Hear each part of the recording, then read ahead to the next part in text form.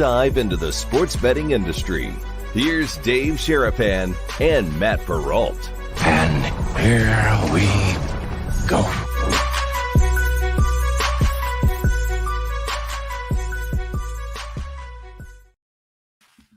That is called emptying both barrels at the start of the show, boys and girls. Welcome in to a very fun, festive, and the first football roll call Friday for 2024. He is Dave Sharapan. I am Matt Perrault. We are live on our YouTube channel at Boston vs. the Book, on Twitter X as well. Replayed on Sirius XM channel 159 and on Sports Grid TV each and every single night. I'm not sure how many of the intros you guys got, but that's them all. We showed them all. We came out of the gate with them all. Dave, we got a lot going on today. Happy Friday. Whoa! I mean, what? I love when you tell me you got something, but you don't tell me what it is. And you surprise me because I'm watching it and seeing it for the first time like everybody else. I am fired up. I'm sweating. You saw Scott Farrell on there. He comes on the show. He sweats with us. I'm soaking wet right now. I am soaking wet. That's what she said. I didn't say that. You did. All right, but damn, it's Friday. It's Labor Day weekend. It's football season. Yeah. We got hats. We got chats. We got guys. We got proxy service, appointments. Can I meet you before the show? No, you can't today. We're very, very busy. We had things to take care of this morning. We met the mental handicap entry for the team last night. I got to get them hats made. Corbin's watching the show right now. He's on the machine making hats. BVB to the moon. Mikey Awesome got a little BVB raps clip. I don't even know what I say sometimes, and I don't know what happens, but damn, like, good job there. And Sonic, I mean, the wrench, you guys get in the chat. You guys know Sonic. You put this together with, I mean, you give Matt bullets in the chamber. We got more coming. We're not done. Yeah, we got more coming. So we haven't a show. We're gonna unveil some new stuff here today. So it's fun because we've been putting these things all together over the years. And like that 70s intro, if you guys haven't seen it before, that was last year. We hadn't pulled that out because that's a football one for last year. Yeah. And then, we've got this very cool, quick intro that's sort of like a 1975, 80, when you went to the movies type of like sound effect. And then we've got the fight song one that comes in for Roll Call Friday. So we just kind of strung them all together to roll through. But I've got also a cool thing coming for Roll Call Friday. We have a Roll Call Friday stinger. So we have that coming later in the show. So Gaudreau, good job out of you. He helped contribute to this. So we have our first ever Roll Call Friday stinger done by the brigade, music by the brigade, video by the brigade. So this is kind of the fun of the show, is that you guys take ownership, you guys are part of it, and you guys make it really fun for us, because when you're part of it and helping to make the show better, there's nothing better than that. I mean, that's just really, really cool when you guys are doing that. So we've got a lot to get to today, but tomorrow is the Big Ten Survivor deadline. Okay. Yep. So if you've talked about wanting to be a part of it, we saw Minnesota go down last night. Not sure if anybody took Minnesota, but Minnesota went down last night. They should have won the game. They had a kick to win it. Can we use a different term other than going down? Like, they lost. Minnesota lost last night. Like, I'm just saying, listen, things get loose on Roll Call Friday. The boys and girls are here and they're clipping stuff and other things. When you say Minnesota went down, I mean, we might need to make that a stinger for the Vikings for all season. Right? Like, Minnesota went down again. I'm just, they lost. They're going to lose. Why are they catching strays? Why is Minnesota catching strays? I love Minnesota. I do, but they're not Viking fans are going to have a rough year. Just saying. So tomorrow, noon Eastern, 9 a.m. Pacific, splashsports.com/BVB to enter into this contest. It's $100 to enter the contest.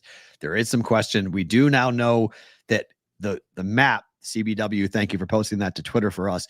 The map has changed a little bit here because we now see that New Jersey and New York are in the correct color to be able to use this to go live for Splash Sports. So you can say that Michigan green or Michigan green, whatever. Michigan's right, but New York is still not the right color. Oh, but that's where you guys can go and play. New York's the only state right now that's in the gray.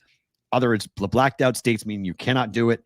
The mint green is good to go. Alaska, you're good to go. Hawaii, you're good to go. No New Hampshire, which I don't really understand. They have legalized sports betting in New Hampshire. I don't get why you wouldn't have splash sports be legal in New Hampshire, but so be it. Iowa and Pennsylvania are the Big Ten schools. New York technically is there, but this is all going to be available for us here for Splash Sports coming up. Tomorrow is the deadline for you guys to hop in here. www.splashsports.com/BVB to enter. Before we get to Chad, and I this is a festive and fun day, but we'd be remiss if we didn't at least just acknowledge what's going on in the hockey community right now. It's just absolutely horrific. What happened with Johnny Gaudreau and his brother Matthew, who were both killed last night while they're riding their bikes in New Jersey. They were both expected to be the groomsmen for their sister's wedding today. I'm going to cry right now. These are Johnny Gaudreau is one of the greatest players ever to play at Boston College. Unbelievable talent, incredible athlete, incredible hockey player. I don't know how hockey gets played. Like if you're his team, I don't know how that family goes on. And the person under arrest is suspected of being drunk while he was driving and killing 2 people on a bike. These things hit so differently as you get older and you have kids and, you have brothers and sisters and family and stuff. And, first thing you do when you wake up is either, you do your morning routine and then you open up social media or you get alerts or different things. And I got it and was like, oh no, this can't be. And then you read the story and they're there. Their sister was supposed to get married today. They're groomsmen. They were in the wedding. Yeah. They're groomsmen. They were there it's the night before the wedding. Like they were just out there on a ride with 2 bikes. Yeah. There's no explanation. There's no words for any of this. And I mean, to bring it inside our world, I get a call from Big Consig and, she knows who Johnny Gaudreau is. And I mean, the fact that he plays in the NHL is secondary to all of this. Sure. But he was an electric player, fun to watch and cool. Johnny Gaudreau, Johnny Hockey, whatever you knew him as. Yeah. And she's like, what happened? And talking to her, she's like, wow, he wasn't much older than me. And and they're there for their sister's wedding. Which was supposed to be today. And she was like, what? And so trying to explain that to your child, who's an adult, I mean, she's 21, but it was one of those moments I had as a dad. And I'm like, yeah, they were in Jersey.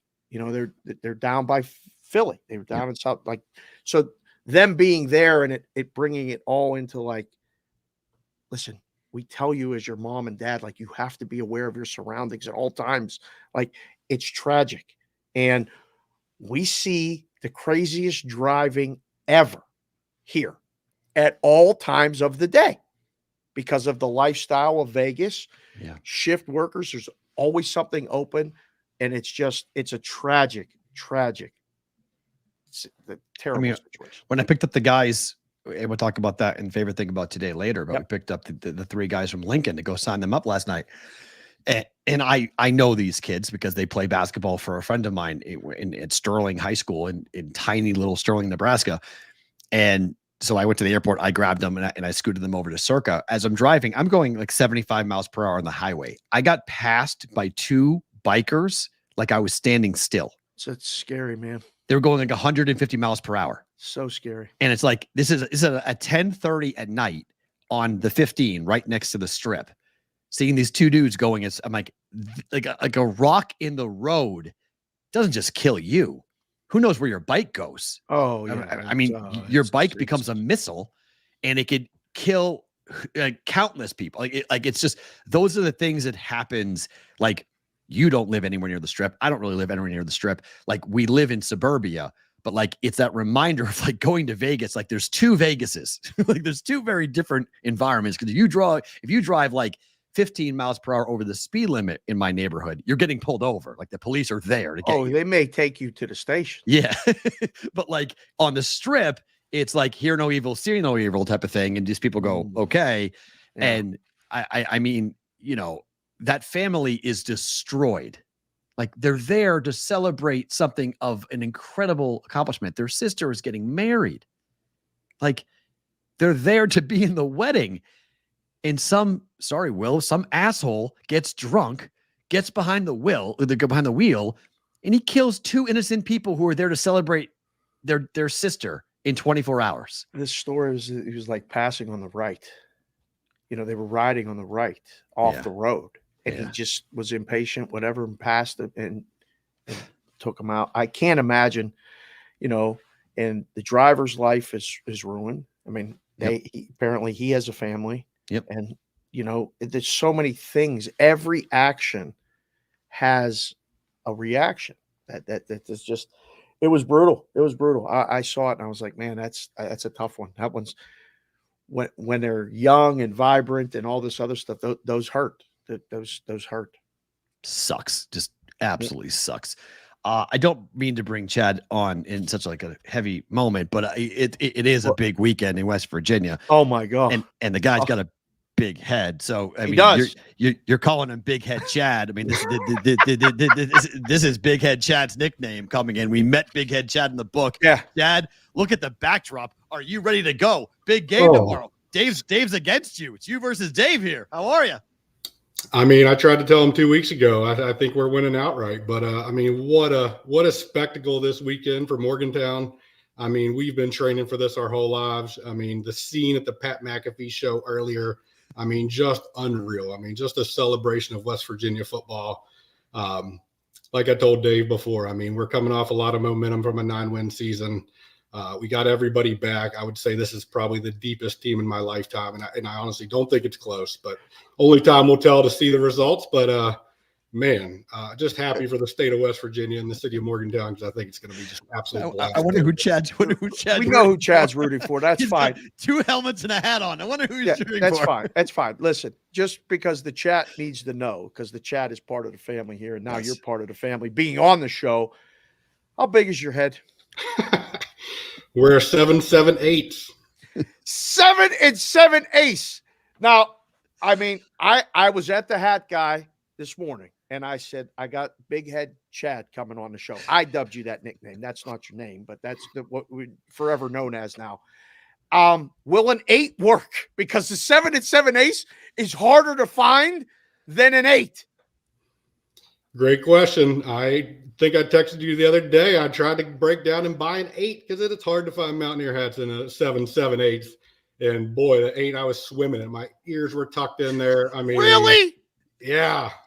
So I'm not quite an 8. I'm definitely not an 8, but I'm close. It's funny that, I mean, you know, the way Synergy works, the line on the game is 8. And Mr. Outright Win, why is the line 8, Chad? Because you know, I'm donning all the Penn State stuff, and I am more fired up for this game. I almost said I'm going there, and hopefully we're going to get a check-in later from another guy who's there, and, you know, stay tuned for that surprise. But is the line too high? I mean, it opened 12.5 all summer, at least what I saw when I was talking to you 2 weeks ago at Circa. I mean, it was sitting at 10. So obviously the market's moving in that direction. I think it's probably right about the right number now.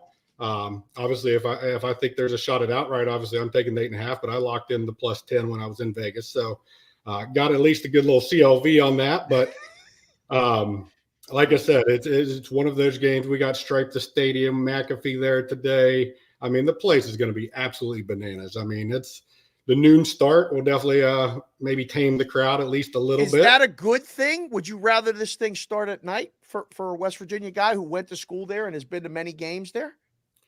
I think for the fans, I think the night game's definitely an advantage. I mean, obviously a little more time to get lubed up throughout the day. I mean, but the noon does not stop anybody. They'll be out there at 5 a.m., 6 a.m. getting started. They're just going to move their day up a little bit. Canceled school. I mean, not just West Virginia. They canceled kindergarten and elementary school, middle school, high school. I can't believe it. It's now JC from KC just said it's 7.5. Would you be surprised more? And I mean, I guess this is a biased question, by a West Virginia outright win or a Penn State by double digits win?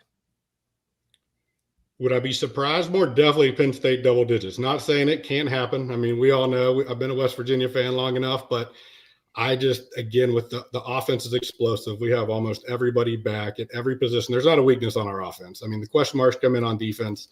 I would be shocked if we don't hang with them and at least keep it within a touchdown. So I just don't see a way that Penn State pulls her. I mean, unless we're turning the ball over. I mean, that could change a game in a heartbeat. But see, okay, I'm going to give you some stats because this got posted to the sports gambling Twitter account. Since December 2020, when Penn State has been a 6 to a 24 point favorite. Uh-huh. What do you think Penn State's record is, Dave, over the last 17 games against the spread when they are 6 to 24 point favorite since 2020? Well, I'm going to guess because apparently, coaches know the spread, and James Franklin covers for the alumni, and you'll hear that all day today and tomorrow, especially if they cover 17 games. I'm going to guess they covered 14 of them, 14-3. 16-0-1. Oh! 16-0-1. What do you think about that, Big Ed? He's never not covered a closing number when it's between 6 and 24 since 2020. How's that make you feel, Big Head Chad? Well, I was going to say I should have covered last year. A lot of your viewers may remember that, and I promise no one in Morgantown has forgotten. And from what I've been told, the replay of that play has been playing through the facility all offseason of him running in that touchdown with 6 seconds left to go. So James Franklin can talk about all his bulletin board material all he wants, but trust me, we've had it for 12 months and we have not forgotten, and I guarantee no one in that locker room has forgotten that play. So the only bet I've made so far, because I'm letting this number go, Chad, because I'm actually against you in this game. So I'm letting this number, I'm letting all that steam come in. If I get down to 7, I'm in love with Penn State -7. But I like the under in this game. And it's not moved. It's been 51.5. It hasn't moved. I need a weather forecast. When I bet it, it was 85% chance of rain, thunderstorms, humidity, like just kind of a sloppy game potential for the game at kickoff. What's the weather going to be like tomorrow? I've heard same thing, chance of rain. It doesn't look great, but again, obviously we're scared of lightning. We've had some home openers in the past where have been delayed all day with lightning, so that worries me the most. I do tend to agree with you on the under, though. I think our strength is our three-headed monster with our quarterback and our 2 running backs that all ran for 750 yards plus last year. So in our offensive line, even though losing Zach Frazier, who's going to be the starter for the Steelers, we're actually come in with more snaps on our starting offensive line than we did last year. So very experienced offensive line. I think we're going to run the ball. I think that's the goal to winning. I would assume Penn State is thinking the exact same thing with their 2 running backs. So I would agree with you, Matt. I think the under is a great call. And if that weather comes into play, which I think it's still kind of up in the air, I think that's certainly a play either way. Quick update. It's 50 out here in Vegas. Holy crap. A couple different books. So the move came already this morning on that. So they're betting it. Just looking at it again from 30,000 feet, I like the over. I think the game plays out with them trading scores, at least in the first half. And then, like the Colorado game last night, not like that, where they score a ton in the first half and then the second half slows. I expect the second half to look a lot different. So I'm thinking first half more points, second half less points, the way this is going to play out.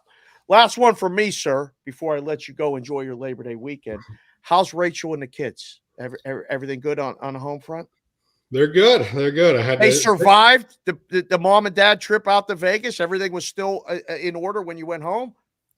They did. Shout out to G-Ma for holding it down with the 2 kids and the dog. Good job, G-Ma. We were done. But no, they're doing great. I was going to put them outside to kind of keep it quiet in the house so I could talk to you fine gentlemen. And it started storming. So I kind of made them go all the way upstairs. So we're keeping them quiet, but they are watching. So Connor, Lucy, hello. But I love it. That's great. That's all tremendous. Right. Oh, hold on. Where are you watching the game tomorrow? So I'm here. I made the tough decision months ago to not go because I'm going to the Steelers home opener in a few weeks. So with kids, it's hard to get up there as much as I'd like to. I'm in Raleigh, North Carolina now, so a little bit of a journey, but going to the Steelers home opener. So unfortunately, I'll be here at the house. I got to watch my team. I got to lock in. You can't see it, but behind me, I got my man cave, my 4 TVs. I'll be locked in for sure. Love it. I'll let you go on this. Yep. You're in the contest. I can't remember which one you're in, but what's your strategy going into this for this season? So I have Circa Millions. I have one that I do with my buddy. So we have a team entry, and then I have my own. And then I have 2 Survivors. I made it to week 10 of Survivor last year, just enough to start tasting it a little bit. But so I'm probably more focused on that because obviously $10 million would be nice to have. But I mean, as far as strategy, I mean, I think you kind of need to map out to a certain extent. You obviously got to keep an eye on Christmas and Thanksgiving. That's the 2 big things I had. Are you picking the Bengals in week 1? That's all anybody wants to know. No. Smart. I am avoiding them like the plague. For one, I'm a Steeler fan. I lost on the Ravens last year to the Browns on a double-digit comeback in week 10. So I don't like the vibe I've heard out of Cincinnati, at least early on, and they have so much future potential. I just, I'm probably leaning Saints for at least one of mine. Being in Carolinas, I'm not real sold on the Panthers. So, dare say you think the Patriots can win outright on week 1? You can't come on Bostonian versus the book and say the Patriots can win outright. What are you nodding for? What? I'm just saying I'm avoiding that because it's going to be the most popular pick. Hell yeah! Not necessarily. I think it goes south, but if it does, then I would like to be avoiding that game.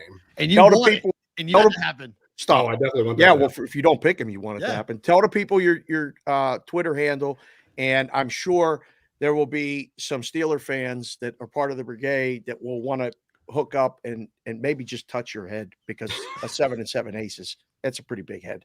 It is a big head. Yeah. So Chad Mazeris, Chad the Dad on Twitter at Chad Mazeris. My last name, MESZAROS. Again, appreciate it. Dave, don't worry. You'll be hearing from me tomorrow as we stuff, man. I'll be waiting for you. Enjoy it, Chad. Appreciate the time. Big Head Chad joining us from North Carolina here in the Bostonian versus the book. Big West Virginia fan. Great to meet him here in Vegas.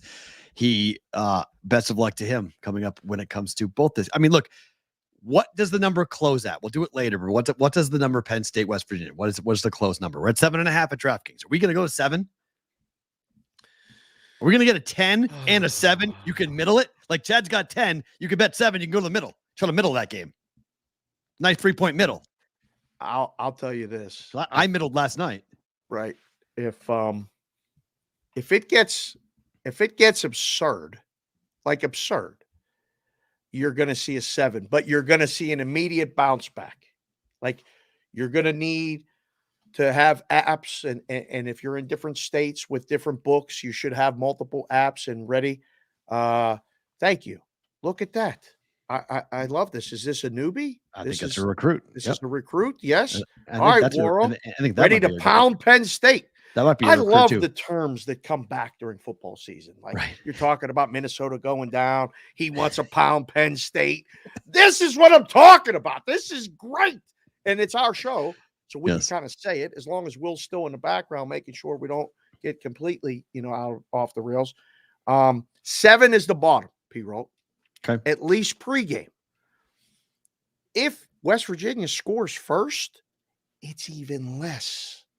It'll go to less. It'll go to 3 or 2.5. So if you think West Virginia with all the momentum and everything else scores, the in-game wagering stuff will be electric. Yeah, this is it. If you have Penn State plus 10.5, I would 100% take 7. Well, no, you have West Virginia plus 10.5.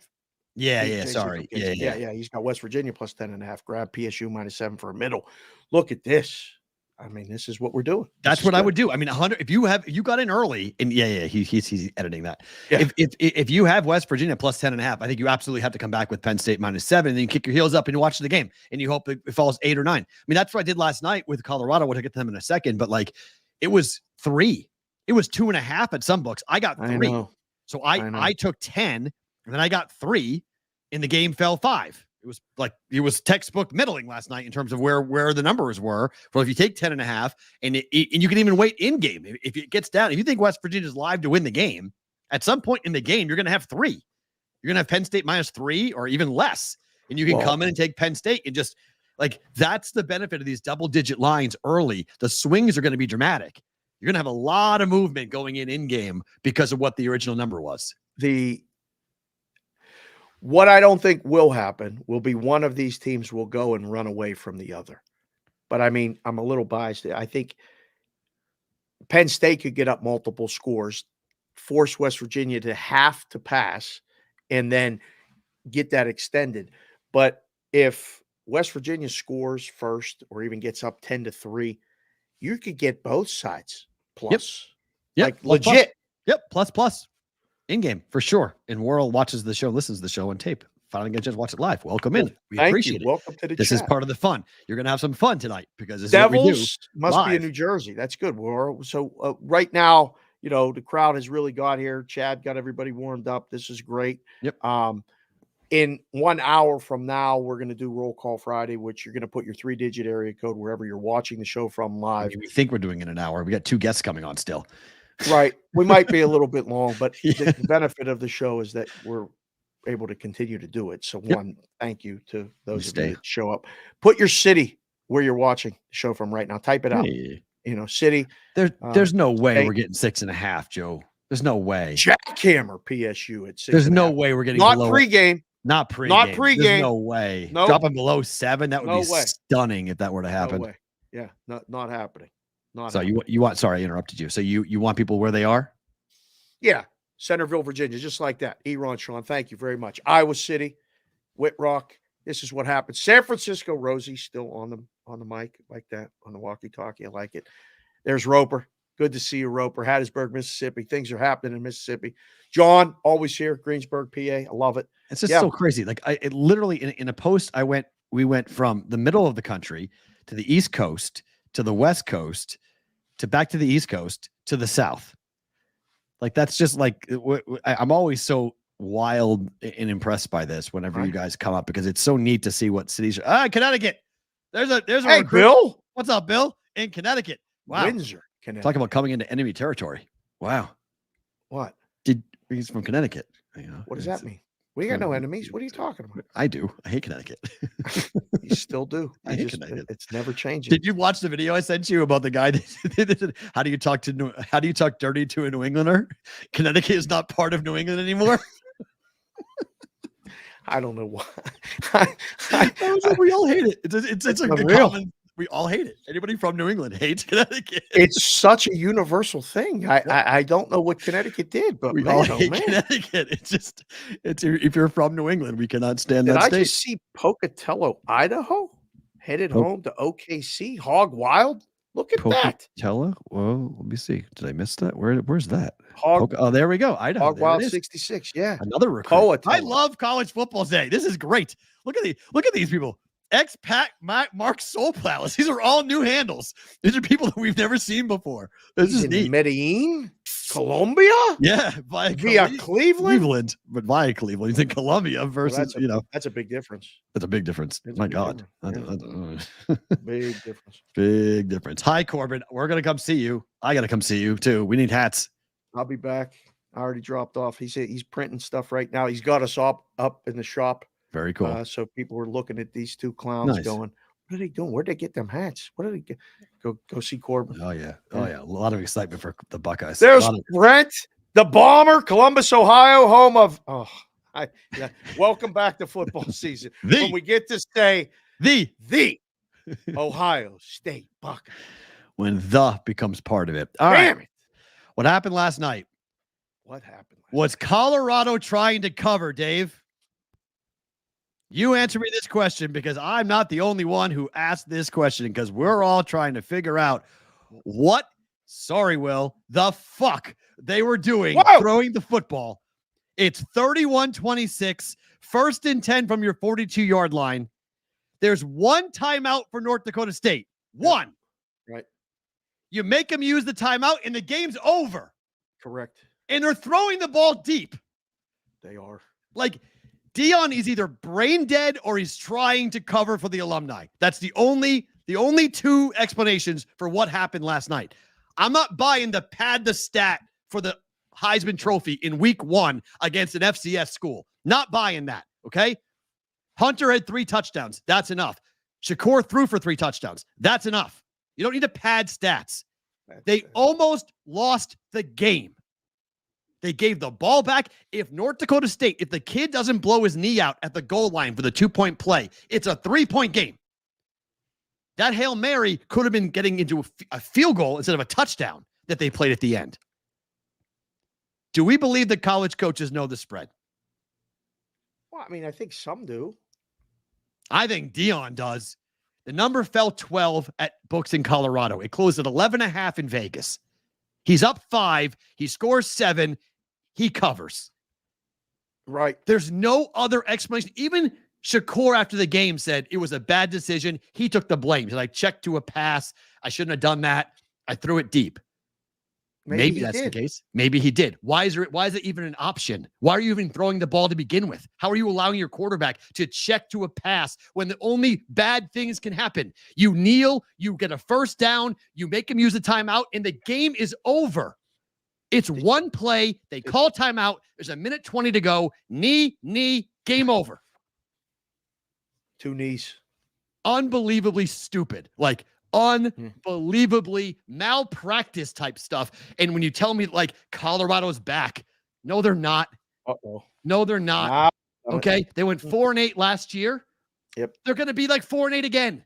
Probably. Yeah. They've got an unbelievable quarterback. They've got an unbelievable wideout. And that catch in the end zone, a 3rd catch from Hunter was stupid. How do you do that? No business. That was something you do to your little brother when you're playing 500 in the lake.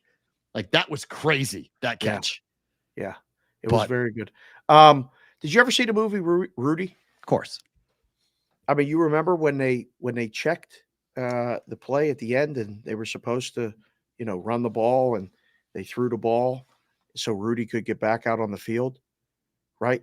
Like, it could have been something as simple as that. How do you even allow the quarterback to do that? Did one.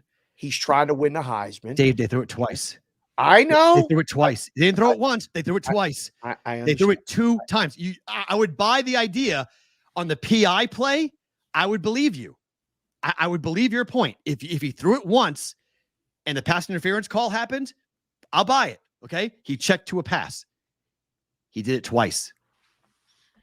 He didn't do it once. He did it twice. Okay. So ask the chat. This is a good first question for the chat. Was Colorado trying to cover the spread? You want a poll? Or just a yes or do you want a poll or just want a conversation? Yeah, just put a poll up. Yeah. Okay. And we'll have them vote right now. I don't know. I really don't know. But I hope to God somehow, some way. Would it make you feel better as a bettor or as a sports fan if they said after the game we were trying to cover the spread? Oh God. To say it out loud? Oh my God, no. So what? No, to say it out loud? Oh my God, you can't say that out loud. No, you can't do that. Okay, so what is the big deal? Either way. Oh, play the game the right way. Play the game the right way. That's a whole different story. I mean, just run the ball. I want James Franklin. I want Deion Sanders. I want everybody. Play the game the right way. I'm betting on you to play the game the right way.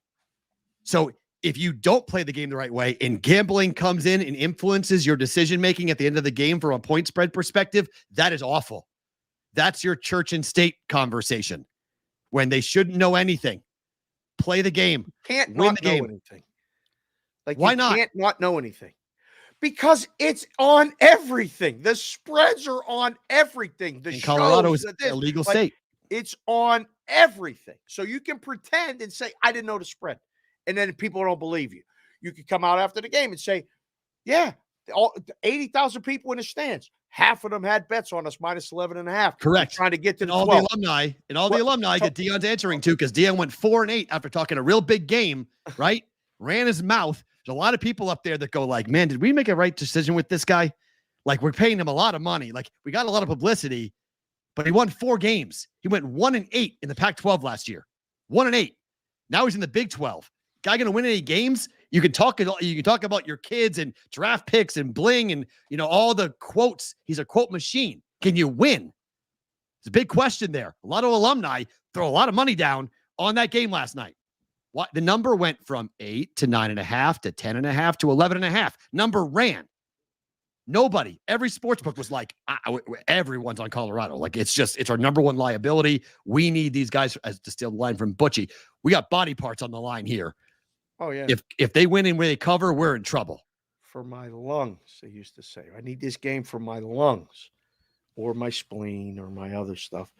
But I don't know. I don't know what the answer is. I really don't care. Like, as the book, we just take the bets and move on. Like, you don't care, really. So as a book, you would have been crushed last night if that play had been completed. It all balances out. It does? Yes. You take the bets and move the number. I can't control what he does after that. You know, is he trying to cover the spread? Maybe, maybe not. Maybe he did check down twice. Who knows? I don't know. The one time he does it, you rip his head off. You're the coach. You go, what are you doing? What are you doing? You don't do that. You got the PI. You got bailed out by the referee. Never do that again. Right. Does it again? Like, that was the problem. He threw it up there and almost got picked off. The referee was like, yeah, I'm not giving you that call. Like, sorry, not giving you that. As we always say, throwing the football, only one good thing could happen and 3 bad things can happen. And so when you have the game in hand, What's the idea. I thought it was incomplete or interception. Fumble. Oh, I guess that can happen every play. But okay. So, but there's 3 bad things that can happen. You can Right. catch and fumble. You can have it picked off or being incomplete. The only good thing is completion. Right. So you're putting yourself into a situation where I have the game won. I can just run the clock out and I win the game and I run off the court, I run off the field. That's all that matters. Winning the game. As a coach, I want my coaches to care about one thing and one thing only: winning the football game. So he Who won cares? the game, He won the game. He almost lost the game. but he did. He won the game. He could have. Decision making. We're talking about decisions, right? This is going back to one of my favorite books, Thinking in Bets. Okay, go read it. Annie Duke, great book. We don't judge decisions based upon the outcome. Don't judge what happened. Judge the decision he made in the moment, which was asinine to do it. He got lucky because the benefit was the flag came out and the ball hit the ground. But the actual decision making is the critique, not the outcome. The decision to throw the ball twice, up 5, when your opposing team has 1 timeout and can't stop the clock. It doesn't make any sense what he did. Again, Shakur after the game said, "Look, one of the times I checked. Okay, what happened the second time? Nobody asked that follow up. Like, it's just unreal." And look, there are a lot of people who are really mad because they think North Dakota State got screwed last night. They think the referees were completely against them the entire game. I don't really have that same opinion. That's not where I believe it happened. But there were a lot of people, because if you watch some of the plays for Colorado, his other kids, Shiloh, the DB, and there's like people have spliced together all the plays he did. He's a dirty kid, man. The way he plays is nasty. He throws kids into the wall after they're out. The referees let that kid do so many things last night that were like, really, like, what are you doing? And it was a first game for the referees as well. But he took advantage of that. He was just chucking kids into the wall and late hitting like crazy. And like, whew, that game was something last night. I couldn't believe that game last night. Missed kick for Minnesota as we go back to college kickers. Oh, boy. Mac Brown, you want to talk about getting lucky? This is the second time this season where a coach has 3 timeouts, the 2-minute warning and 3 timeouts, and he just sits on it and goes, he played for a missed field goal. I can't believe I actually watched a coach play for a missed field goal, but that's what Mac Brown did last night with North Carolina. Yeah. Kid missed a 44-yard kick at the buzzer. As somebody who was sitting on a North Carolina money line bet, I wore the North Carolina stuff. It worked out. Me too, for 1.5. Yeah. It was sweaty. I mean, how does a game fall 2 that ends on 2? Like, that's the efficiency of the market. Yep. Right. It's pretty amazing. I mean, full transparency, that was a snooze fest. Really? In the first half. Oh, I didn't really. I was like, you see that? They fired the fireworks. Minnesota fired the fireworks. What happened? What do you mean? They thought he made the kick. They fired the fireworks inside the stadium thinking he made the kick. And they realized, no, he didn't. He missed it. Oh, no. Yeah. Oh, no.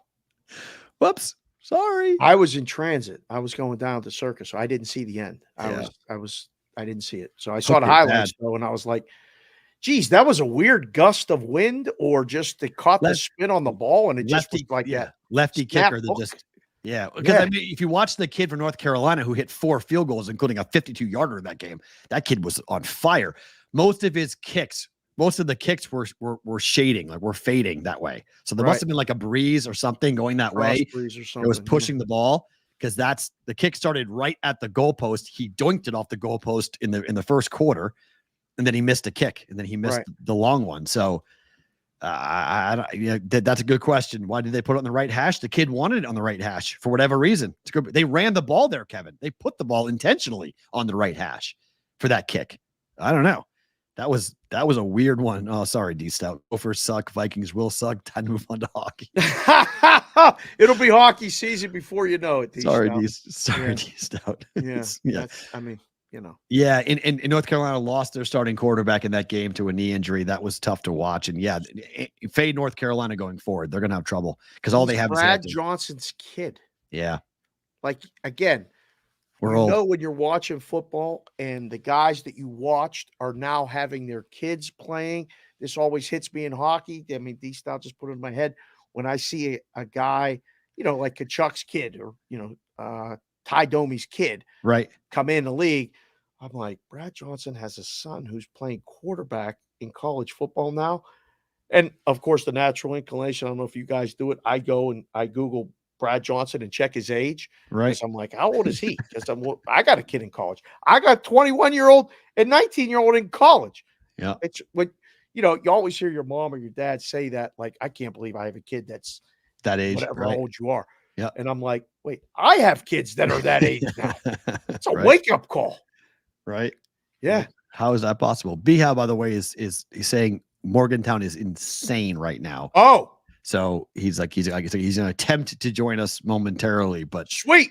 It sounds like it's going really, really crazy there right now. So, we're going to get a boots on the ground from B Howe, right in Morgantown. Yeah. You know, he's been a big part of the program, assistant athletic director at West Virginia for 15 years. And he's doing shows, one show called Three Guys, and he's on WV Metro News all the time. This is a big event. I mean, are you surprised that they're not there for game day? Who's they? Game day? No. Texas A&M Notre Dame has that much big swag. That's the weird one. I know because they don't have it, but I thought they go to Georgia Clemson. You and this SEC, like, enough, please. What? It's the number 1 team versus the number 14 team in the country. We're going to have other multiple opportunities to see Georgia play. It's just a better game. It's the best game of the weekend. SEC has a lot of questions. Best game is Clemson, Georgia. No, it's not. It is. It's the best game of the weekend. It is. It is not.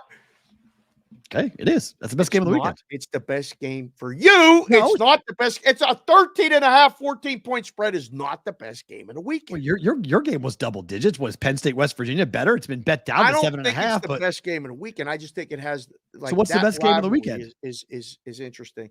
No, the best game of the weekend, I mean, as far as what could be and competitive, is probably Texas A&M and Notre Dame. It's very interesting. That's going to have playoff implications. Why are you ripping me for SEC? That's SEC. That's an SEC game. Can't get away from it. So I mean, like, I'm giving you a powered. I mean, what's Notre Dame this year? Everyone's like, they have to justify this top 10 ranking because everyone's like, I don't think I buy Notre Dame. Everyone's like Notre Dame. I'm like, I don't. Okay, I'm buying Notre Dame. Okay, let's see. Like, year 3 of this new experiment, we'll see what it looks like. I don't know. I'm not in on Notre Dame this year. This is why I love the chat. AOWN just came in the chat and said ESPN has to go to Notre Dame and A&M before both teams fall apart. It's not a bad point. It really isn't a bad point. You do find out pretty quick as to who they are. Yeah. Because I don't know. I'm not in love with this. You guys that are here, guys and girls. B-How's getting the shot set up. So once he's got the shot set up, you can wear the glasses, Brad, by the way. It's fine. For sure. If it's bright, just wear the sunglasses. Wear the glasses for sure. We're all good. I mean, he's always looking good. Put your best game of the week in the chat right now. What game, if you had to pick one game to be the game of the week, is it Miami, Florida, and Florida? It's there. That's a hell of a game. Hell of a game. It's up there.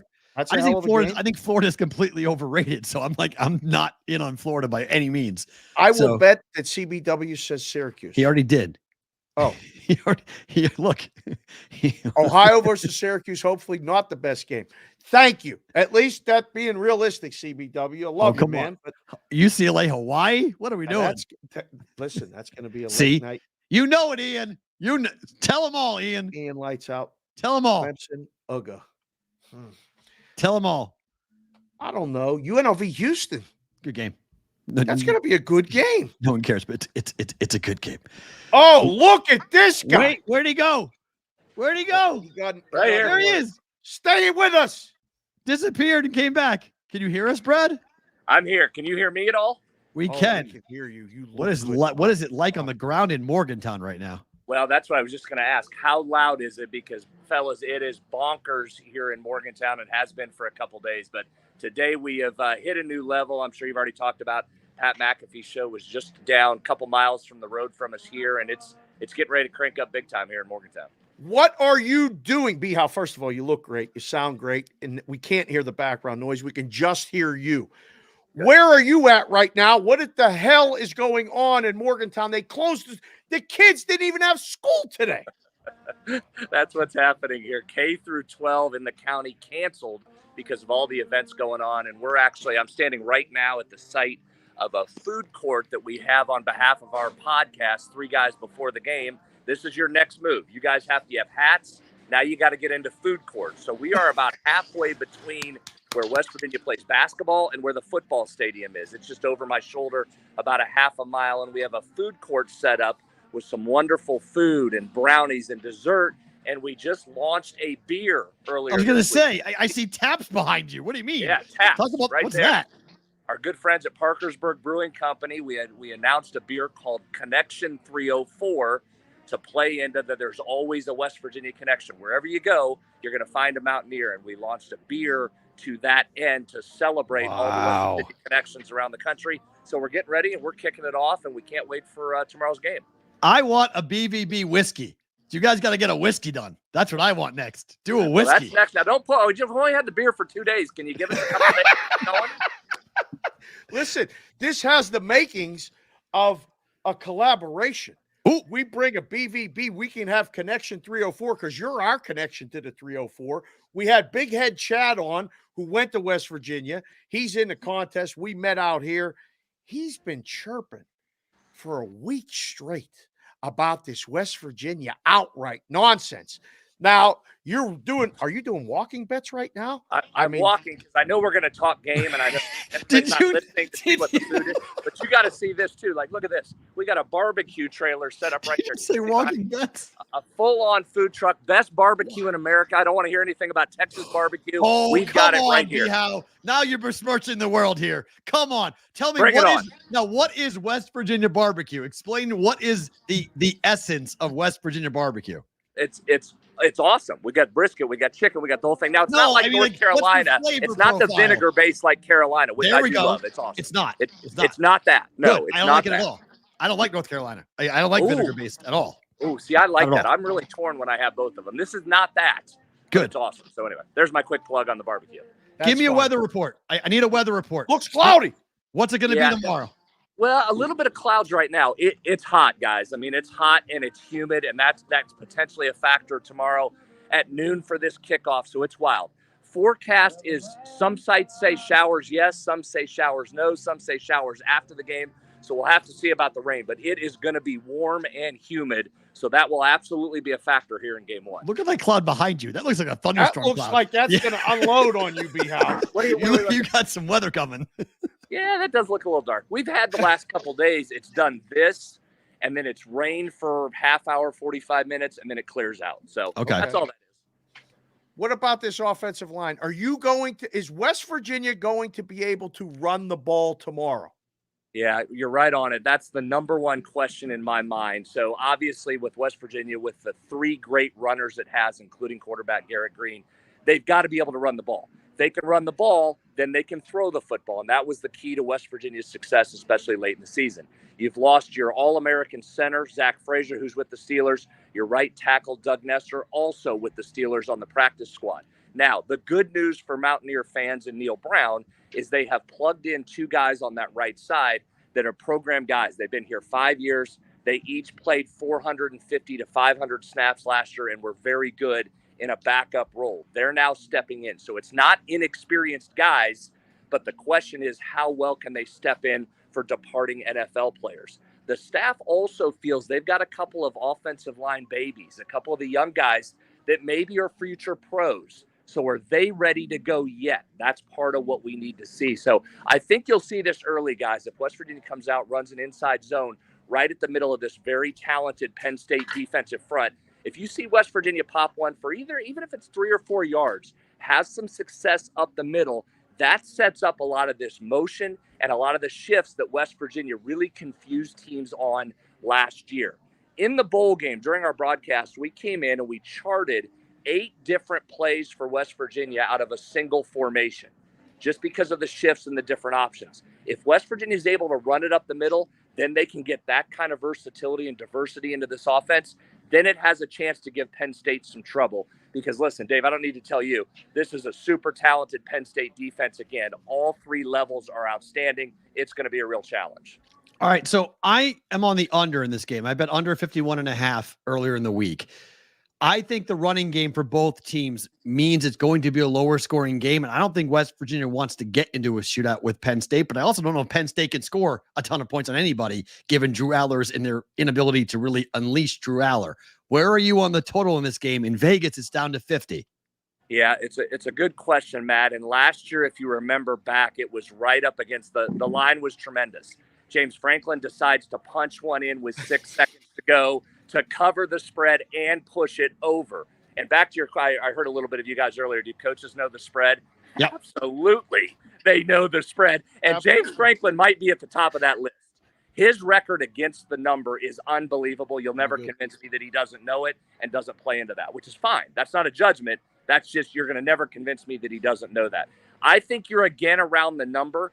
I actually think, though, if you're West Virginia, you want this to be higher scoring, and that means your offense is clicking, because that's the best part of this West Virginia team is the offense, the ability to hit big throws down the field and have explosive plays. So I think they need to score, but I think you're going to be right around that number. I do think it's a good number. Yeah, the number for James Franklin since 2020, when Penn State is a 6 to 24 point favorite, he is 16-0-1 ATS. Yeah, that's bonkers. I heard that too. That's absolutely bonkers. That's the number. What are the expectations for the Mountaineers for the season? Because the conference looks like, oh, everybody's just saying it's Utah. They're going to just cruise, and then everybody else is kind of the same. 9 wins last year, very good season. What are the expectations in Morgantown for the West Virginia Mountaineers? Yeah, they're high, Dave. And I think there's some excitement not only around this team because of what you return and what you did last year, but just the wide openness of the league. Now, I understand Utah's already won the regular season Big 12 title. So congratulations to Utah in their first year. Wonderful to come into this league and get a title in year 1. So congratulations to the Utes for coming in. Outside of that, everybody else in this league thinks this thing is wide open. I think it's going to be a really competitive, fun year with a wide variance. Now, Dave, I know you're the numbers guy, and you always used to yell at me when we do shows and tell me to stay out of the numbers, that you'd handle that. I'm looking through this schedule, and it appears to me, based on some rankings, that West Virginia's got at least, as of right now, at least 7 games that sit between +3 or -3. Correct. That's a heck of a lot of potential variance in this.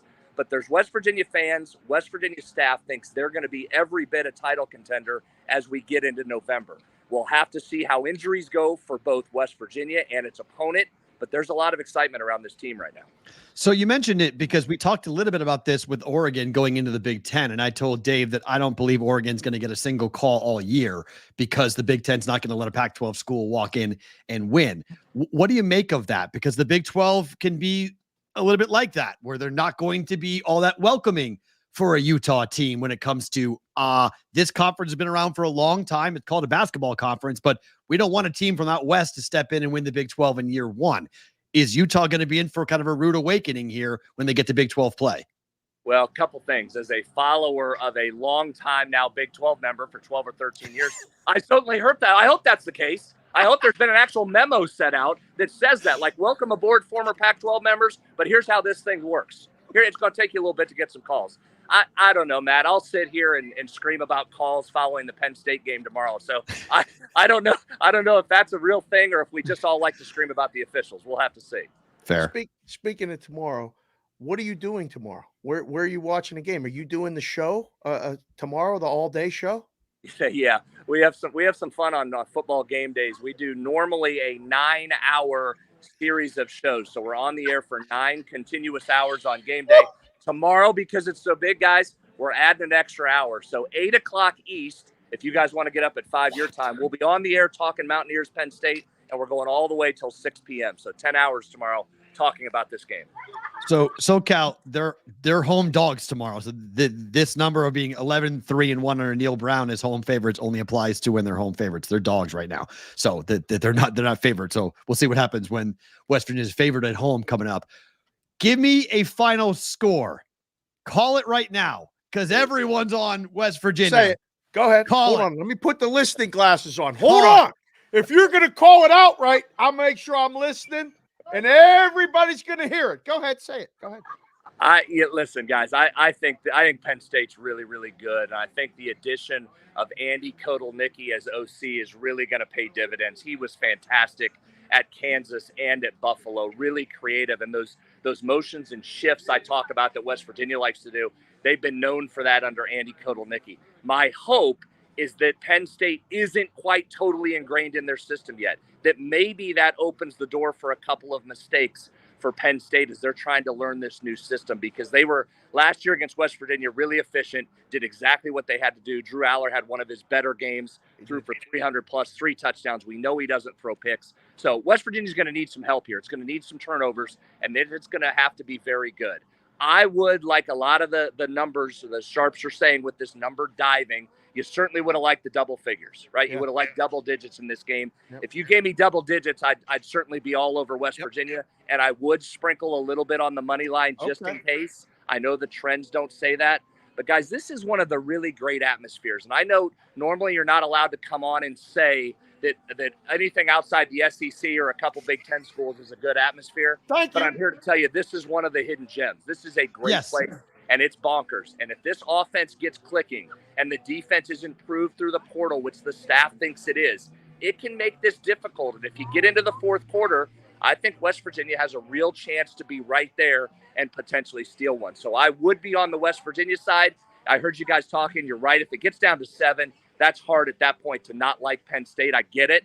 But I think this is absolutely West Virginia in play. How the chat wants you to pour a beer and have a drink. Are you allowed to do that? Well, listen, I'm not McAfee. I can't necessarily drink when I'm on the air. I got a show coming up here in a minute. We're not quite open. We're not quite over there. We're not quite open. It's coming here in just a minute. Although my guy from Parkersburg Brewing Company is right here. We could probably get one poured out here in just a minute. All right. Last one for me, sir. When are we going to figure out either we're coming there and we'll do a couple shows either from the studio or we'll collaborate and we'll bring all of the people that we can. I want you to pick a game week and we'll figure out a way. We'll go to Pittsburgh and we'll come down, all that other stuff. You can be our host in Morgantown and show us around the town and all that other stuff. Take us to the beer, take us to the clothing shop and all that other stuff. I mean, you're the guy. I mean, what do they call you? The senator, the mayor? What is it? What is the nickname? Yeah, senator, but you don't. Yeah, that's okay. That's an inside joke. Hey, listen, we'd love to host you whenever you want to come in. We would love to have you. You know the route. You just fly into Pittsburgh. You come down 79. You're right here. We got the food court. You mentioned our guy at the clothing store, Daniels. If you're a Mountaineer fan, they got the best stuff around. Come hit it and keep talking to me for a minute. Look, we got movement. That's how powerful you guys are. We're doing it. Let's go. We're tapping the beer. This is tremendous. Look at that. Oh, wow. How hot is it right now? Like you're not 95, right? Are you sweating? Yeah, it's about 312 degrees. Give or take. Give or take. It's hot and humid. Where's Tony? Look, here it is. Say hi to Jim. Hi, Jim. Hi, Jim. Here's your beer right here. Now, listen. In honor, I wouldn't do this for anybody. Okay. You guys, I will. In honor of McAfee donating $1 million today to West Virginia's NIL collective to help with the players, here's a cheers. Connection 304. We've got one for you guys anytime you want to come down here. Love it. That's absolutely tremendous. Wow, $1 million. Look at McAfee. How about that? That is unbelievable. B Howe, thank you for coming You're the on. I know it's a best. really crazy deal. The Enjoy best. the game. Under, no points. We want under tomorrow. I'll text you tomorrow. Enjoy Have it. a We'll blast. talk to you soon. Thank you. Take care. Appreciate you having me. Thanks, fellas. See ya. That's Brad Howe live from West Virginia joining us here on the Bostonian versus the Book. That was a treat to get him That's a on. couple Appreciate his miles time away today. From all the other stuff, my Yeah. God, like That's you cool. forget, and you lived it. I lived it. When you're at the school, it takes over like big game week. People start coming up and parking on Wednesday. Yeah, that's when you know the school is passionate, right? I mean, that's what I'm used to. I'm Right. used to the Wednesday show Yes. up. Like every school Right. I covered, other than I would say Virginia wasn't like that, but Alabama, Auburn, Tennessee, Nebraska, Iowa State, like all the, I mean, they all showed up. Like that was a common occurrence. You get in the RV and you show up either Wednesday or Thursday morning, and depending on the school, because some schools opened up their RV lots on Wednesday night. Some schools Correct. opened it up on Thursday, depending on when the game was going to get played sometimes too. And it just turns into Thursday, Friday, Saturday. I mean, one of the coolest things that happens in Iowa, and I'll give a plug to my friends in Iowa, because Andy Fales and Keith Murphy have been doing this.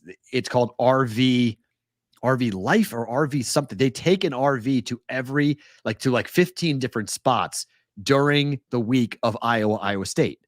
And they go around the entire state doing live shows and live hits all over the state in an RV. And then they show up and they party at whatever school in Iowa or Iowa State, depending on who's hosting the Cyhawk game. Like that's the level of passion that you see around the country for college sports. And Right. it's what really is different about college sports and why I love college football. Even as I get older, I like college football more than the NFL because there's just more things around it, like the tailgating, the food, the festivities, the things that happen on a college campus for a college football Saturday are just really different. And if you're a diehard NFL fan, you don't really get that, the difference between the NFL game and the college game. You don't, and it's okay. It is, but it's two different things. It's football, but it's not. College football is this. NFL football is this. NFL football, as you get older, really does feel like a job. Yeah. And like it's just different. Now, are there tailgates? Yes. Are people passionate about it? Yes, but they're not like this. I will never forget my freshman year when I went up to Penn State and the first weekend, and people started showing up in RVs in a lot. And they're like, I said, what are they doing here?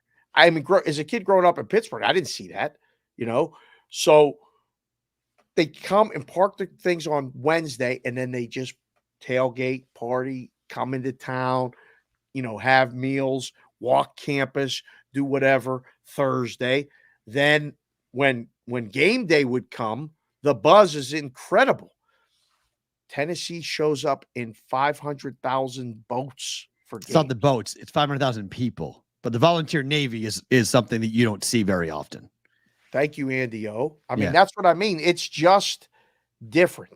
Yeah. Oh, It's 500,000. He means $500,000 boats. And they do. I mean, the volunteer Navy shows up by the thousands, and it's right by Knoxville. It's right by the stadium, and Neyland Stadium. There's the river that's right there, and that they come down the river. I forget. It's the Cumberland River. I forget the name of the river in Knoxville, but that is part. Like, there's just different things in college football. I'm getting I'm getting older because I get nostalgic now, and I feel like I long for this because I was so blessed in my 20s to go to every SEC stadium every Saturday.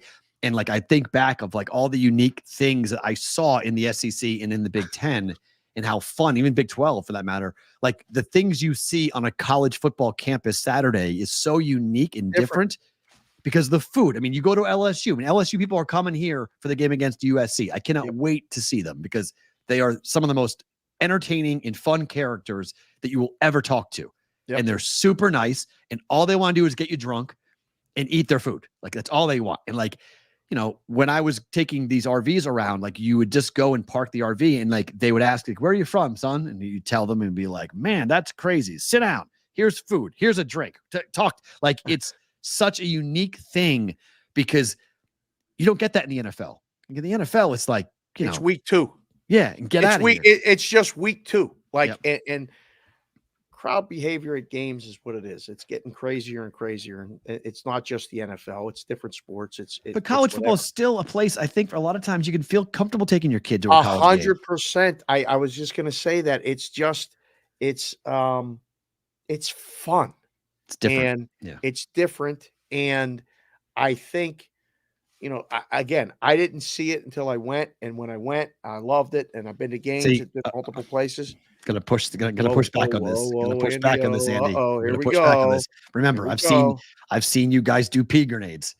So I mean, you have the nicest people, but you really don't like Alabama fans. So like, you may be nice, but you really don't like Alabama fans. Well, I was gonna say it's for college football, like for the NFL, it's week 2. Like you just it's the home opener, it's week 2, and then there's week 3. For college, it's their Super Bowl every week. Like it's a big game when Ohio's playing Syracuse in Syracuse. Like that's a big game. And the next week when they play whomever, it's a big game. So that's what makes it fun. Like every week is its own event. And as the stakes get higher, the games, it feels more electric, but the early season game, it's the first game of the season. It's in West Virginia and it's taken over the whole state. Yeah, I think it's wild that, and I think B. Howe's right. I think places like Morgantown need to be highlighted a bit more because we tend to gloss over it because they're in the shadows of Penn State. They're in West Virginia, frankly. They're in a flyover state near the East Coast. So people don't talk about it nearly as much as being like a passionate diehard, but there are no pro sports in West Virginia. So you have a state that is dedicated and diehard on Mountaineer athletics. That's their pro team. So like they get jacked up when they see an awesome program, Penn State, coming to their place. They've been talking about this since the game was booked. Like this has been like Penn State's coming to us. They've been last year that play in the building. Because look what this is when the chickens come home to roost, right? Like this is what happens. You ran it up on them. You scored a touchdown, and your answer was, well, the backup quarterback's got to play too. That was James Franklin's answer. And I was on the over in that game. So I cashed on that. That cashed a ticket for me. I was like, this is awesome. But I think I was on the over. It was either it was good for me or bad for me. I can't remember exactly. I go back and look at that. I'll look at my record. But I remember we talked about it. Like that was intentionally I think it burned me. I think I was pissed off about that. Like, because that's like a play that take a knee. What are you doing? Why are you running that? Why are you scoring a touchdown there?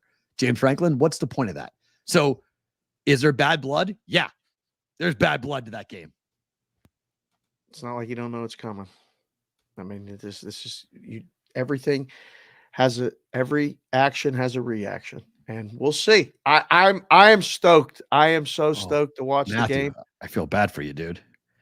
It's a guy who came to Atlanta from Longmeadow, Mass for college. I was equally blown away from the college football experience. You're absolutely right. I mean, I read that the other way around. That's good. So if you're from Atlanta or came to Atlanta from Mass, yes, you see it and you're like, oh, because I mean, there's a lot of people that grew up where you grew up that will never experience, who have an attitude of elitism that has no clue what the rest of the country does, and they don't understand what they're missing out on. Like UMass, my college, is the biggest joke college football program in all of FBS. It's the worst. It's the worst. And I'm a UMass guy. It's a joke. So like, I mean, a guy did this summer. A guy went on to did a 25 tour, like the worst stadiums in college football, and McGurk Stadium was number 1.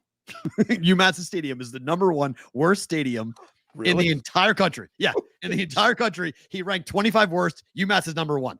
So like that's the level of ineptitude that people are used to. And Boston College has been a laughing stock forever, right? I mean, I was there when BC was decent. My father was going to BC Law, and like BC would take on, Miami. I remember Doug Flutie in the Orange Bowl throwing the Hail Mary. Like that's the last time BC was even relevant. And those are the 2 D1 programs in New England, because we don't claim Connecticut. And so like like that's where we are with the 2 programs. Unless it's basketball season. It's basketball season. I'm not saying I don't claim Connecticut. Of course they're part of the New England dynasty. Right. But like Vermont's great at basketball. UMass is great at basketball. BC's good at basketball. Like it's a basketball region. It's not, Springfield, Mass, obviously, where the Hall of Fame is. But football, like there's just something different about it, because also there is this like Northern New England snootiness about like the damage that football does. And so like you can't play football, you know, get concussions, you get CTE, all that stuff that's there. So that goes into all of it. And I had that until I went to Virginia. I've told the story before. The first game I did, pregame show outside of Virginia, watching boys or young men in slacks and sport coats, and women in sundresses going to a football game. I kept on looking around going, who's going to church? I was like, what is going on? Like, why is everybody dressed up? I couldn't figure it out. It was like, why are all the boys with their hair done? And like, why that's part of the Southern culture of going to the game is right. It's like going to a prom. Like you wear your best to that game. Right. We don't get any of that. And then I started getting the food, and then I started getting the pageantry, and started getting the traditions and how each school is different. You go to Ole Miss. I mean, I'm sorry, as a heterosexual guy, you go to Ole Miss and you're just like, did I go to heaven? Am I like, is this, can I die now? like there's more. Ole Miss has produced more Miss America winners than any other school in America. Yeah. Like you're like, what? The Grove, they eat on China. They have tailgates where they have tents and chandeliers that are glass. No joke. It's no joke. It's just like what are we doing? And people don't understand this at all unless you're in the SEC and see what it's like. And like you go to the Grove at Alabama and you go to the Quad at Alabama, rather. And the Quad is there's 100,000 people inside the stadium at Bama. There's 150,000 outside the stadium who don't have tickets. That's what I mean. You can't recreate that. You can't. You have to experience that, and you can get it. I think college football has done it. I felt the momentum in the books. Saturday just became bigger. Yep. It's longer. It's more of a day. Right. Longer. You go from one coast to another coast. The Pac-12 after dark was just an electric thing to experience after a full day of games. And there's people up in the East Coast that love college football that are watching it and trying to get back. And then you have these Hawaii games that are even crazier. Saturdays are different. And you saw the handles start to really go. I love it. I don't know how to explain it to someone who doesn't, other than like I explained the show. Just watch the show. Yeah, like, gotta live it. Go to a game at one of the places that you've talked about in the SEC, or go to a game at Penn State. It's different than any other place in the country. It's phenomenal. Go to a game in West Virginia. We're going to have to do that at some point with B. Howe. Yeah. And experience that. I think it's fun. I want to try West Virginia barbecue now. I need to, because I've never really heard that West Virginia. Virginia. They made some moves with the beer guy and the barbecue guy. Yeah, I gotta try it, because they've morphed out into that. Yeah. I'm really concerned. Not concerned. I'm really curious about because I don't like, people in the chat were saying they like Carolina barbecue. I get it.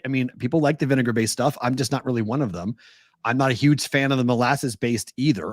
I like the dry rub of Memphis a lot. KC is really interesting, but they go too heavy on the molasses side of things. I do prefer, to be honest, I'm picking, I like Texas. I think the spiciness of Texas and the influence of Mexican food on Texas barbecue is my favorite. They also do brisket better than everybody else in Texas. Oh. The wood's better there. Mustard base ain't my thing either. I don't really like mustard base either. So, people get mad. I know Cubby's getting all mad. Carolina people get all mad. This is fun. Okay. But the one thing about me is I might be a northern dude, a guy from Boston who has eaten my weight 15 times over in barbecue, and I've cooked it myself 15 times over to try it. And I've tried different barbecue sauces. In my fridge right now, there's 4 barbecue sauces from 4 parts of the country. Can confirm.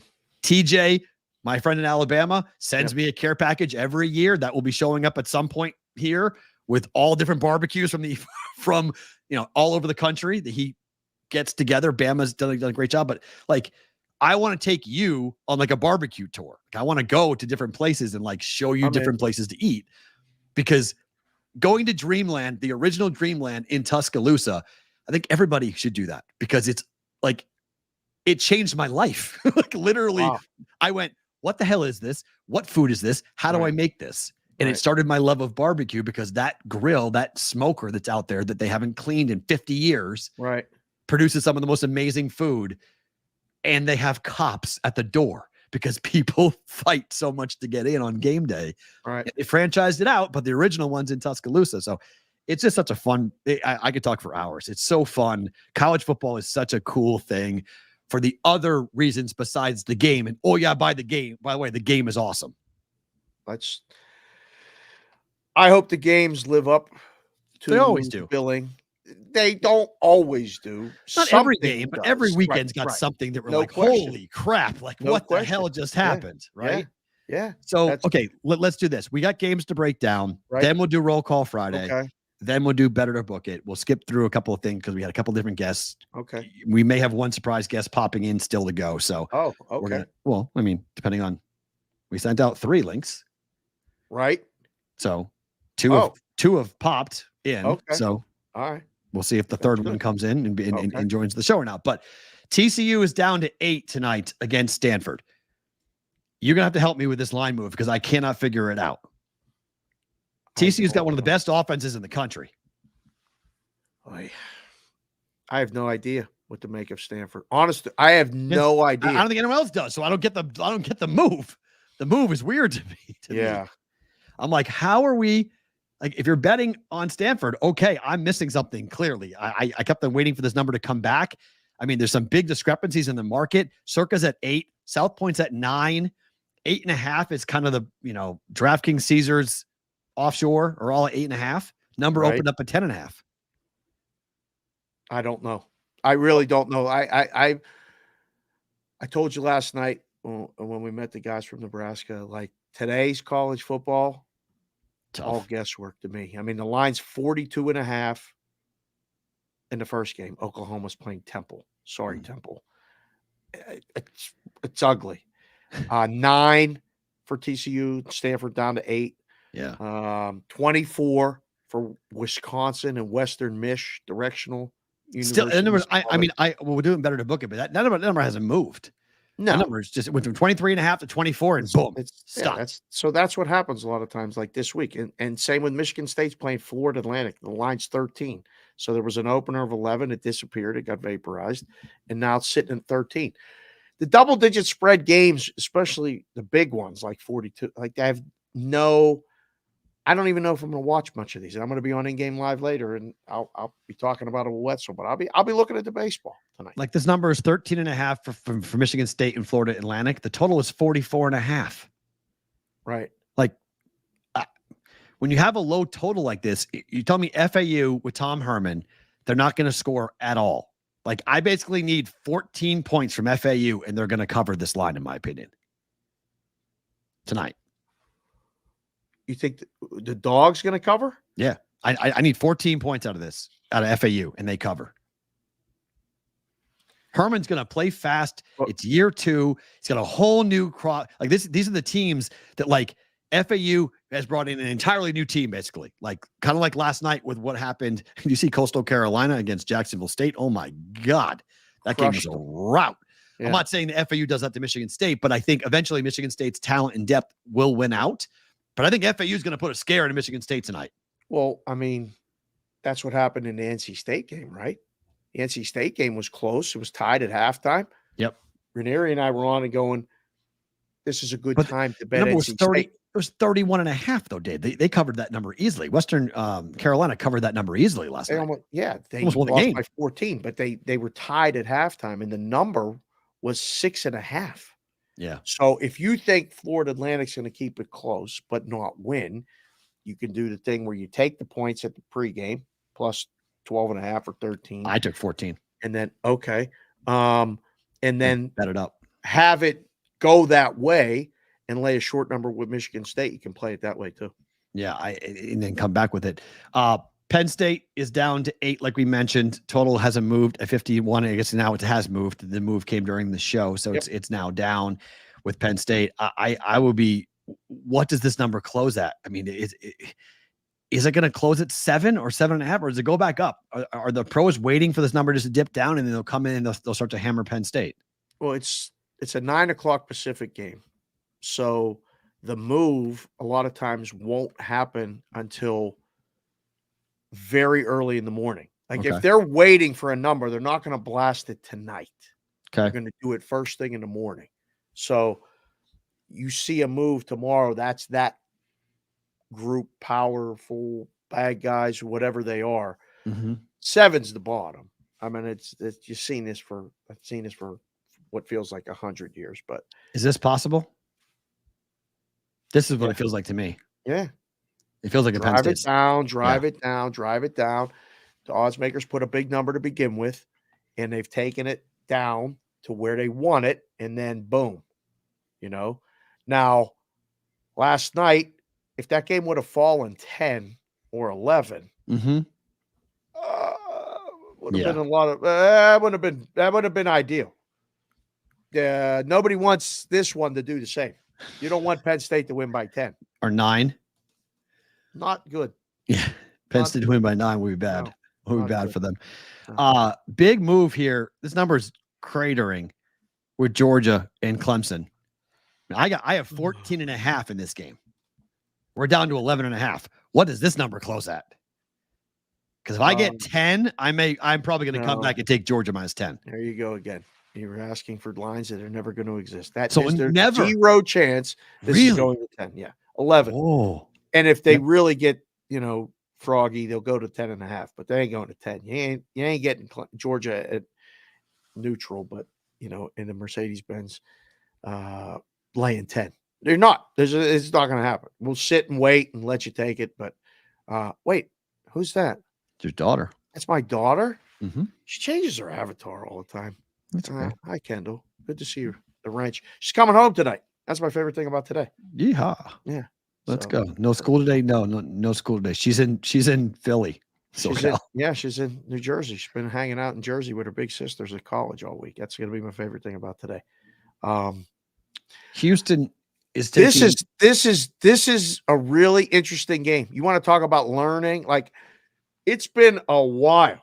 I've been here 21 years. I can't really remember the last time UNLV was good. Mm. There's going to be a buzz. You want to talk about a little college town feel?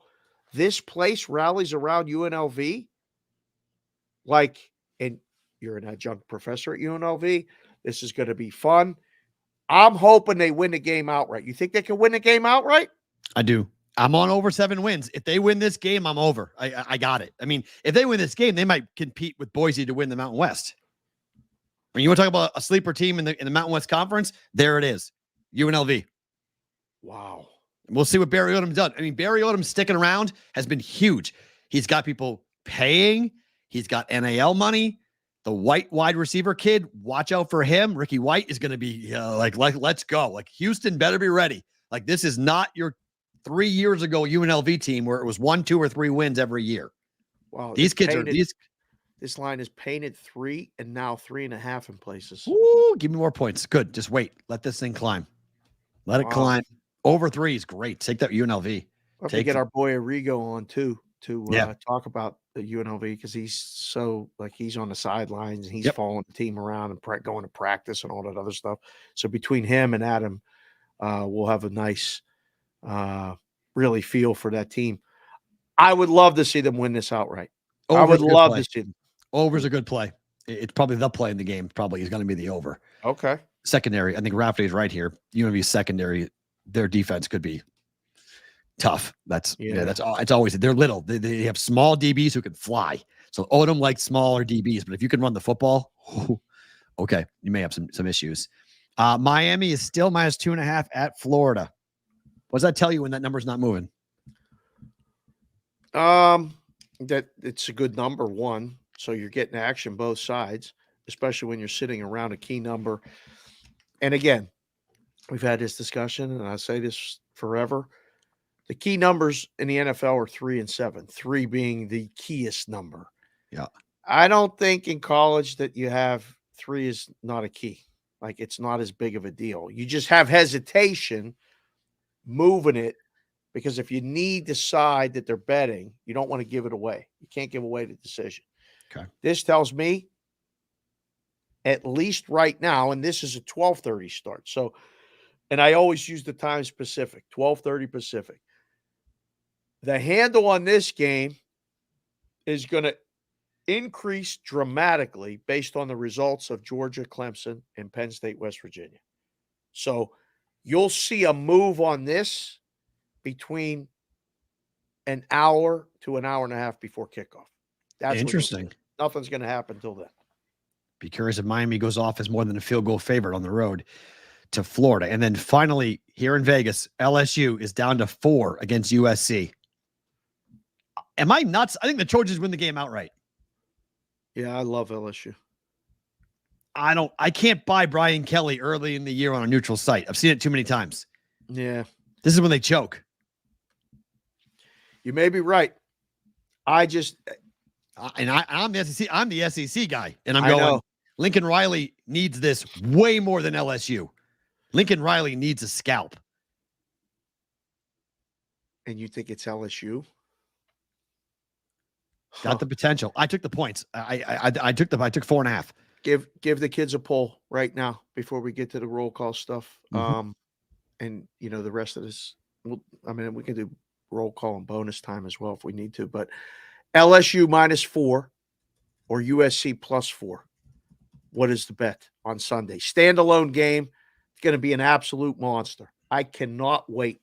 4:30 Pacific start. There's people coming to town. Yep. There's a buzz. There's a buzz. There's parties. Which way do you think this Down? No, which way do you think gets more votes right now? Oh, this game, in our LSU. poll? LSU. See, I feel like it's USC. Yeah, We'll have the people vote. I think no Jaden Daniels. He's gone.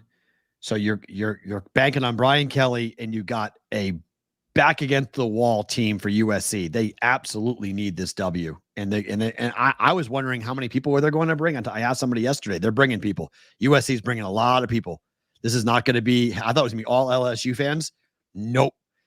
USC has really circled the wagons literally for this game. Like, it is time. And yeah, Rain, I'm with you. USC in the over. Yep. Wow. Okay. I'm with you. Vote in the poll. That's good. I think on that. We do that. All right. What do you want to do something? Do you want to? Are we wrapping, or can I fire off the new deal? Because it's time for Roll Call Friday. We have a new deal. We do.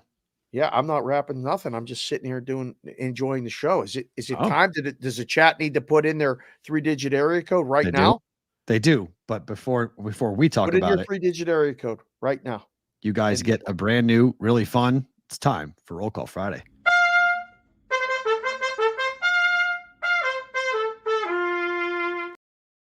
That's our one, Mr. Goroff, Wow.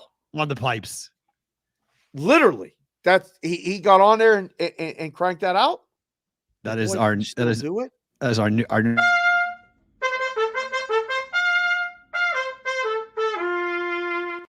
Roll Call Friday, boys and girls. Welcome in. If you are joining us for the first time, we give you guys a chance to be recognized.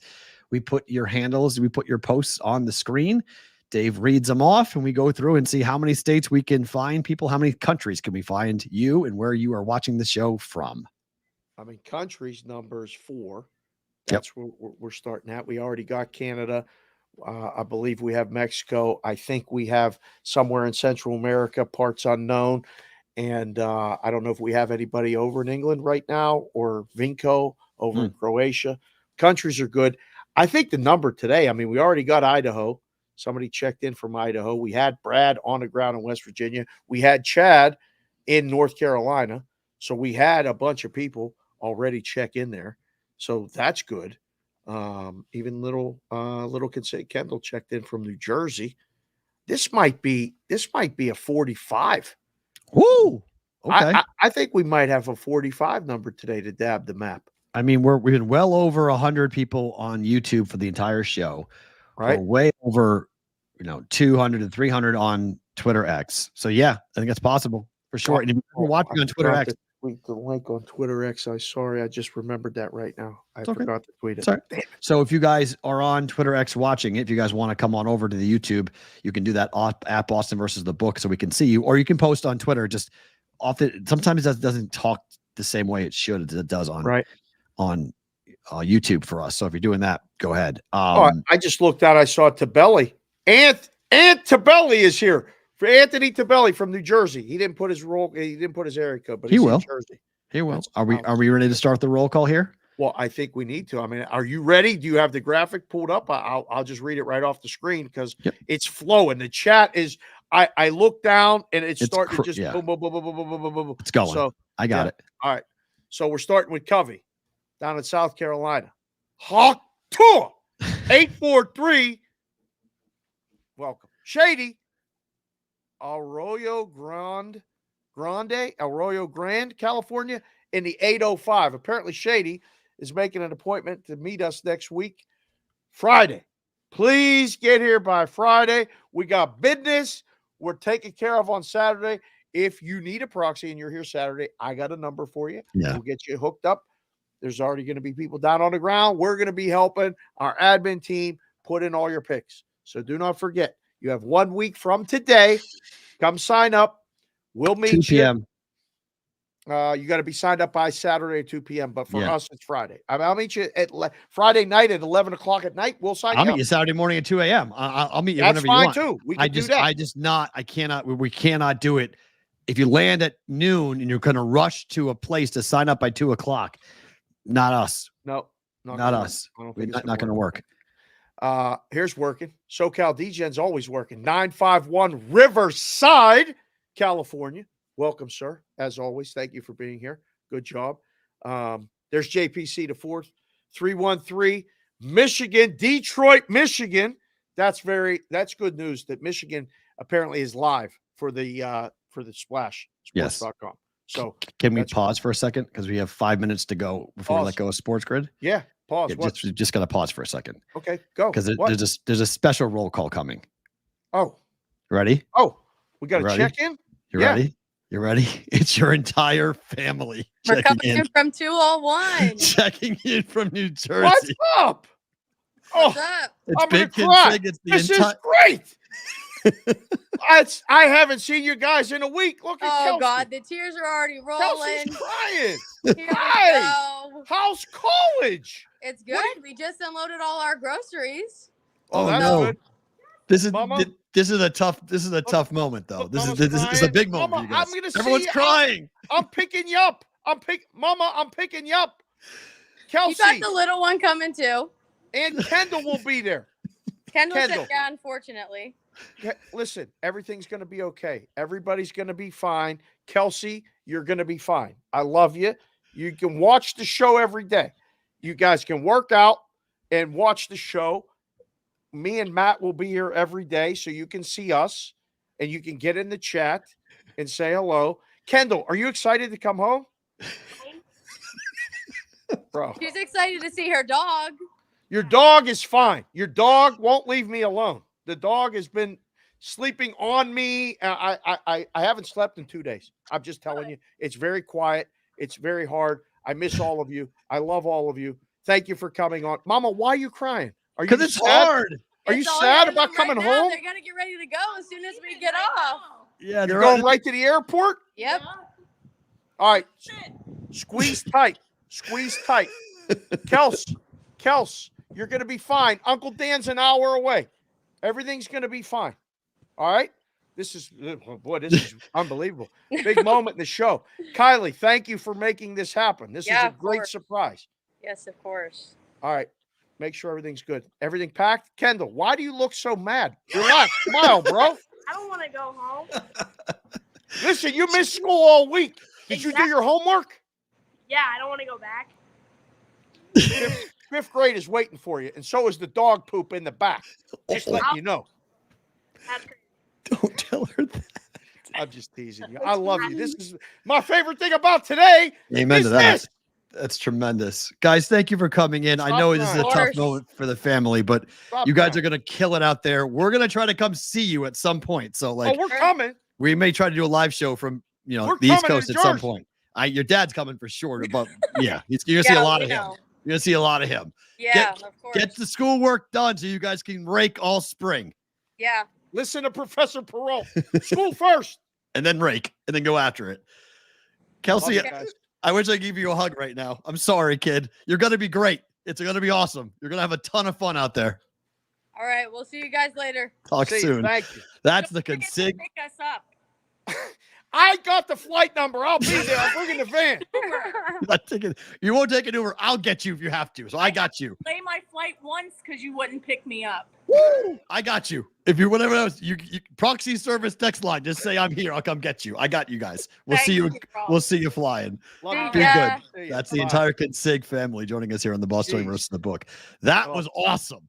Man. That was awesome. Are you all right? No, I'm fine. Like, Okay, but that's a moment right I there. know Kelsey's, she's an emotional one. The middle one is the emotional one. The That's lead hard as dog, Tyler. hell. To say goodbye to your I remember that. To say goodbye to your parents, dropping you off at college. It's literally like an emotional umbilical cord getting ripped out of your chest. That is so hard. And they're going to a plane. My mom was driving away. I remember watching my mother drive away when I was going to UMass. And I was like, what do I do now? Like, I my know. mom's gone. What do I do now? Like, it is such a coming of age moment where it's like, don't leave, don't leave, don't leave. And then they leave and you're like, shit, what do I do? So I remember when my parents did that, and I didn't realize, because I just turned and we went to some freshman orientation thing and it was done. And like I got indoctrinated. And then I found out years later that like my mom and dad went to a parking lot and had to cry it out before they even started driving back home to Pittsburgh. Well, me and Jess did this last year or in the spring with Kylie. And we said goodbye to her on the curb. I had to get in the car first. Those two hugged for what felt like 10 minutes. And there was a lot of bawling. And then we drove from New Jersey, North Jersey, down to Philadelphia to see my brother. And Jess was driving and sobbing, crying. I'm like, you're going to have an accident. You got to let me drive. She's like, shut up. I'm driving. I'm fine. I'm going to be okay. Cried. And then for 3 days, like we stayed with my brother for another two days. And then we had these emotional outbursts. I had to like tell people, they thought Jess was under duress. I'm like, look, we just dropped our kid off at college. It's going to be okay. It had nothing to do with you. Like the person checking us in at the, at the gate. She's like, hi, you guys flying to Vegas? And just like, yes, we're flying to Vegas. I'm like, it's okay. You didn't do anything. We're fine. It's a very emotional thing. That was awesome. Listen, that's the show. I don't even know what to say. That was really cool. That was awesome. The kid is so smart. She, you guys hooked that up. Set that shot up. She asked me like 35 minutes ago. She saw B. Howe. She knows Brad. Brad knows the kids and stuff. Like, she's like, when is Roll Call Friday? I'm like, it's coming up. I just sent her a quick text. I'm like, it's coming up. I ain't gonna lie. I'm kind of glad I'm not there right now. Like that would have been one of those. Like that was like that's gonna be It's a tough moment. Yeah. So, we'll take it home now with Roll Call Friday. This is great. I mean, we got the 201 and the whole family and the we'll 702. roll through. For you guys who are live, stick around. If you're watching the replay on Sports Grid TV or listening on Sirius XM, hopefully you guys enjoyed it. Thank you for being here. We got a lot to come on Monday. We are live Monday, guys. We are on for Labor Day, okay? It's a huge football weekend. Big game at Florida State and Boston College will break down, but we are doing a show. Monday too, right? An old friend coming back to the show on Monday that you guys are going to know quite well for the football season. So looking forward to that on Monday as well. We'll announce that on Twitter before the show as to what will happen on Monday. But for you guys who are with us live, stick around. For you guys on the replay, thank you for being here. Have a great Labor Day weekend. We'll talk to you on Monday for Labor Day. The rest of you, bonus time.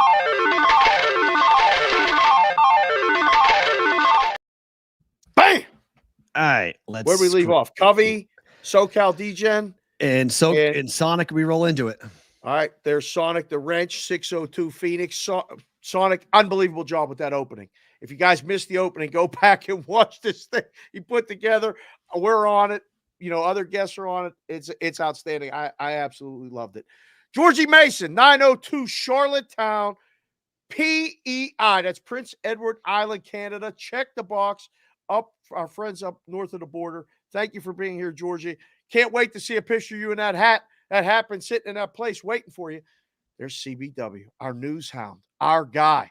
I mean, he's a senior member of the brigade. He's always working, tweeting at us, telling us what's going on in the Twitter universe. 315 Oswego, New York, 74 degrees, sunny on the final weekend of summer.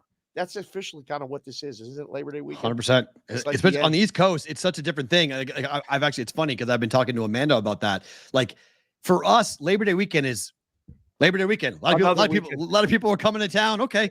Back on the East, you're holding on both fucking hands. You're like, this is our last time. This is our last time. The world's going to be cold soon. We got to go to the beach. We got to go to the lake. We got to get everything done. Like it's Labor Day weekend. Like literally it's like right now it's what? It's 4:30 Eastern time. It's like later. Click out. I am gone for 3 days. Don't text me. Don't call me because they got to hang on to that last bit of summer before the kids go back to school. It's so different here.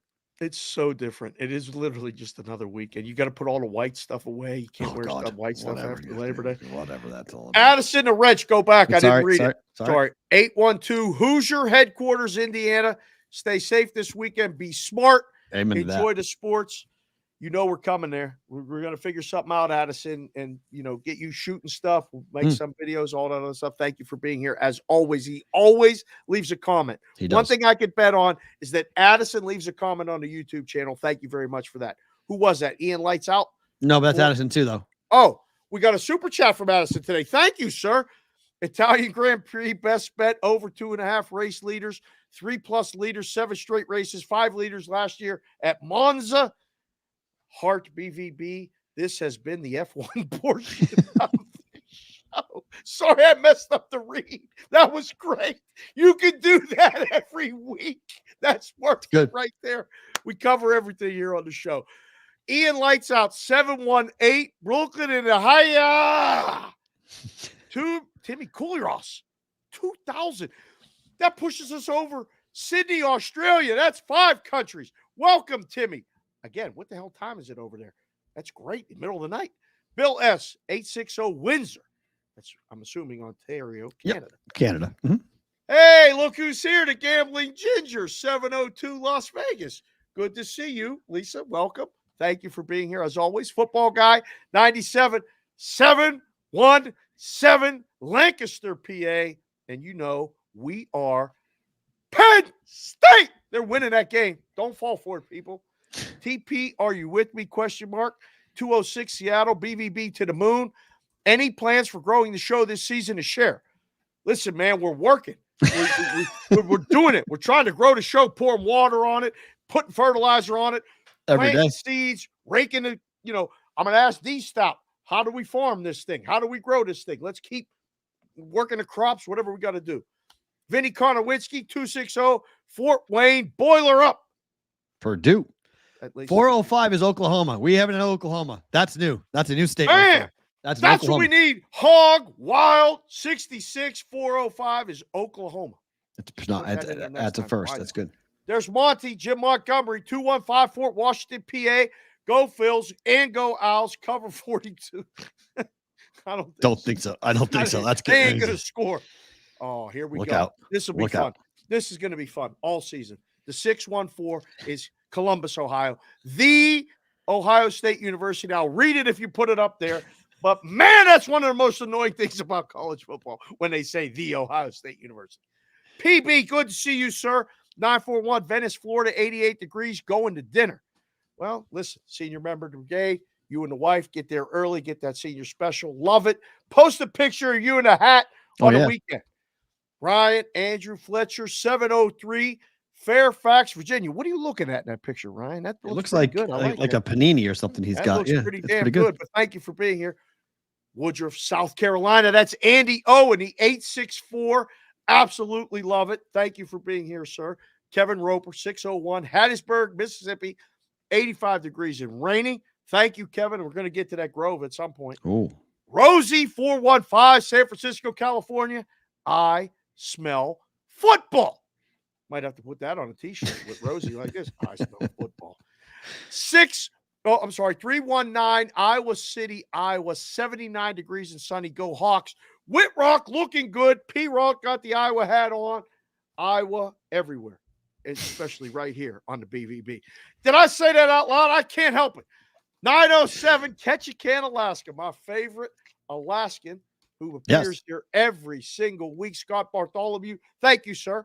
Jordan, 1-star Gorov, 702 Trumpetville, Nevada. And AKA if Vegas. anybody has an extra ticket, get Gore off to that game on Sunday. He Right. already put it out there. Because next week, Gore, I've got responsibilities with the 5 wieners, getting the picks in every week for the circuit contest. Chef Benny, 401, Rhode Island. FTAT is going to pick up my daughter from daycare. Have a great weekend shift. Listen, I got to answer you on the Twitter too. Start them kids. Let them do everything up until they're 10. Just put them in everything. Let them tell you what they like. Don't let them get discouraged. Keep pushing them. Keep letting them try. They'll tell you. The kids know. Just listen to the kids. Jay Dalbets, my man, 410 St. Michael's, Maryland. LFG, boys. Football is back. You're damn right it is. Let's have a weekend. Give Mrs. K. Dow a hug for me, please. I can't wait to meet her and see you again, sir. JC from KC, 216, Cleveland, Ohio, 88 degrees. Those Royals are still in the playoffs. Love it. Don't forget the baseball. Adam Pyatt, 319, Cedar Rapids, Hawks over. What do you think, P-Rod? Hawks over? I mean, only reason why I would say that is because they probably want to run the score up and show off their new offense and make everybody shut up. So maybe that's why they will keep the foot on the gas pedal. But is next week the Cy-Hawk game? Correct. They ain't going to show nothing. I would agree. And also remember, Ferentz is suspended for the game. There's no Kirk Ferentz on the sidelines. So maybe that's why they might do it. Oh. Because no, Captain Kirk is not there. So they may just go ahead and say, we're going to blow that. Yeah. Oh, okay. Score yeah, every keep going. Right. Yeah, right, score right. everything. Yeah. So There maybe. There's Anthony. Anthony, welcome. It looks like you may be a recruit. Yep. I don't know. That's a big A, and you're in New Jersey. You got to follow instructions. All we ask is a 3-digit area code, but that's fine. I'll take New Jersey. Yes. One Snap, Bonvie, 519, Windsor, Ontario. Good to see you, sir. Hopefully you're out cutting grass, getting everything ready, because soon, before you know it, you'll be shoveling snow up there. Francisco Ochoa, 951, Hemet, California, 90 degrees and ready for the college football weekend. You know it, baby. We all are. Daniel G, 989, Saginaw, Michigan. Long week is finally over. Have a safe weekend, brigade. If you have a drink, get an Uber, please. Damn right, Daniel G. Tell Mrs. Daniel G we said hello too. Keep that thing high and tight, high and tight. Chris Otto. What's up, Otto? 724 Hopewell Township, Pennsylvania. 17th anniversary this weekend. Wow. Congratulations. We are laying all weekend, baby. Pause. I don't even know. Do what you got to do. Celebrate them 17 years. I don't know. But listen, if you can still do it, do it. That's good stuff right there. Thank you for being here. Ray Maker, 512-412, Pittsburgh, PA. Lewis is coming to Vegas. He's bringing bags. He's bringing hats, blanks, cash, signing up for the contest. Vegas bound Monday. Can't wait to see you, Lewis. Big hugs, baby. Have a good weekend. See you Monday. Jimmy Football, 416, Toronto, Ontario. Jimmy, I know you got to get a hat. I don't know how to get it to Canada. There's different ways, different shipping. There's all kind of little constraints. You text us what kind of hat you want. We'll see what we can get done. I'll get you the hat. I promise. You're going to get a hat sometime soon in September. All right? Got a lot of things we got to take care of between now and next Saturday. Once we get to next Saturday, we'll breathe. The Shrew. What's up, sir? Good to see you. 916 Sacramento. A little still warm there. 88 degrees. It's always warm there. Eric Comrade, 270 Madisonville, Kentucky. Keep your ears open. Keep your ears open, Eric. Keep your ears open. Stay ready, Comrade. Stay ready. Kentucky. Stay ready. I heard a lot of things about Kentucky. It's a pretty nice place to visit. I'm just saying. AOWN 319, Independence, Iowa. Go Hawks. Boy, there's a lot of Hawk love here. Mr. John Dabalina, 973, Livingston, New Jersey. Longtime listener. First time live. Love it.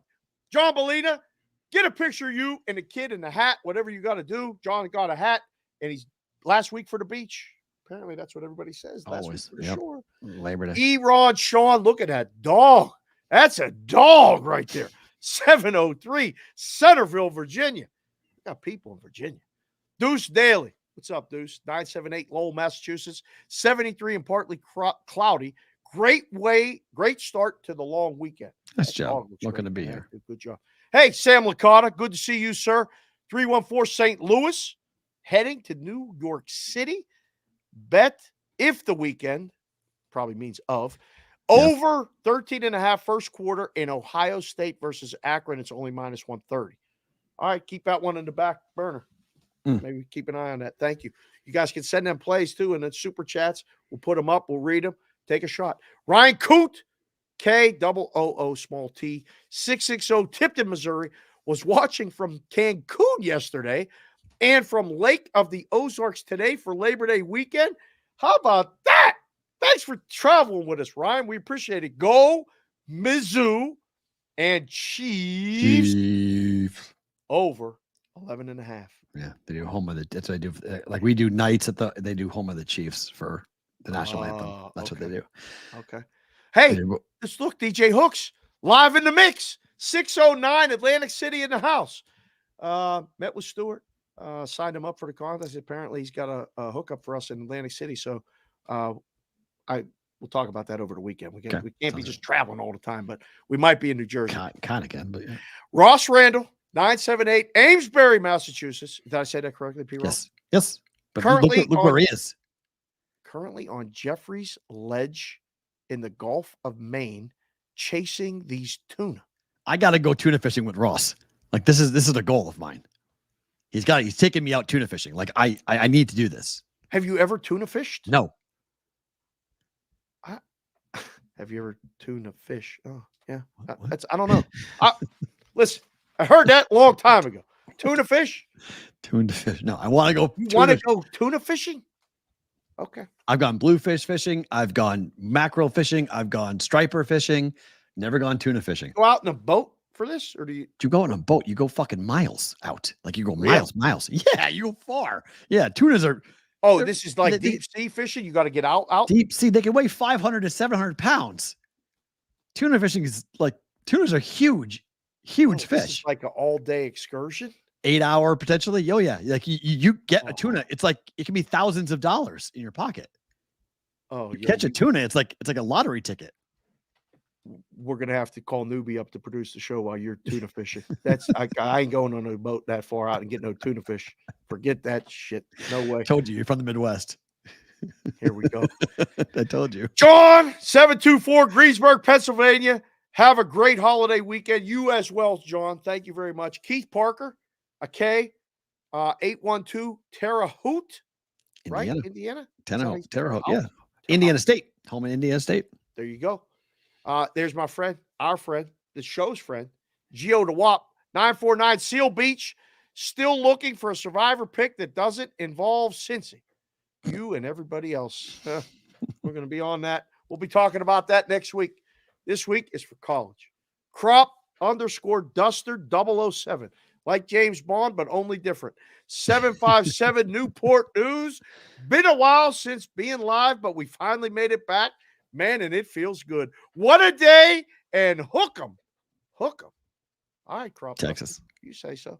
The Juice, Phoenix, Arizona. That would be in the 602 to 480, or I forget what the other one is out in Ahwatukee. Junior Caminero, over 1.5 homers, ribbies, and big Christmas. Yo, John Kenzie Knoll, 1.5 homers, RBI, sprinkle a home run too. Damn, the Juice. I mean, I don't even know how to say Joe Kenzie's name, but bet the home run's over. Sean Fisher, 304. 304 is where? 304 is West Virginia. Yep. We're friends today, not tomorrow. Yep. We're taking you out. Santana, 928 Yuma, Arizona. Good to see you, Santana. Hello. Look at Mikey Awesome. Drop the deuce, and that comes in a blue. Listen, you drop a deuce in the super chat, it comes up blue. You ever poop blue? No, thankfully, no. Green. Sometimes you drink that Kool-Aid. Something's wrong. Something's wrong if it's blue. Drink the blue drinks. You'll see what happens. 757, that's ODU, Brigadeville, Virginia. Joe T. What's up, Joe T? 308 Lake McConaughey, Nebraska. Mm-hmm. Yeah. How do you say it? McConaughey. I think it's Western Nebraska. Okay, so that's like Matthew McConaughey. Yep. Same thing. Nebraska just finished 18 at Bayside Golf Course, 81 degrees. How's Bayside? You ever Never played it? Don't know. My man, Pierre in the cut. Always love seeing Pierre here. give Pop a big hug for me. 317 Indianapolis, Colts country. Heart, 95 degrees. Feels like 105. This is the last blast for you guys. Enjoy it. There's Alex, Big A. Thank you for being here, Alex. Recruit or not, don't know if you've been here. If you have been, thank you for coming back. If you're new, welcome. 843 Myrtle Beach.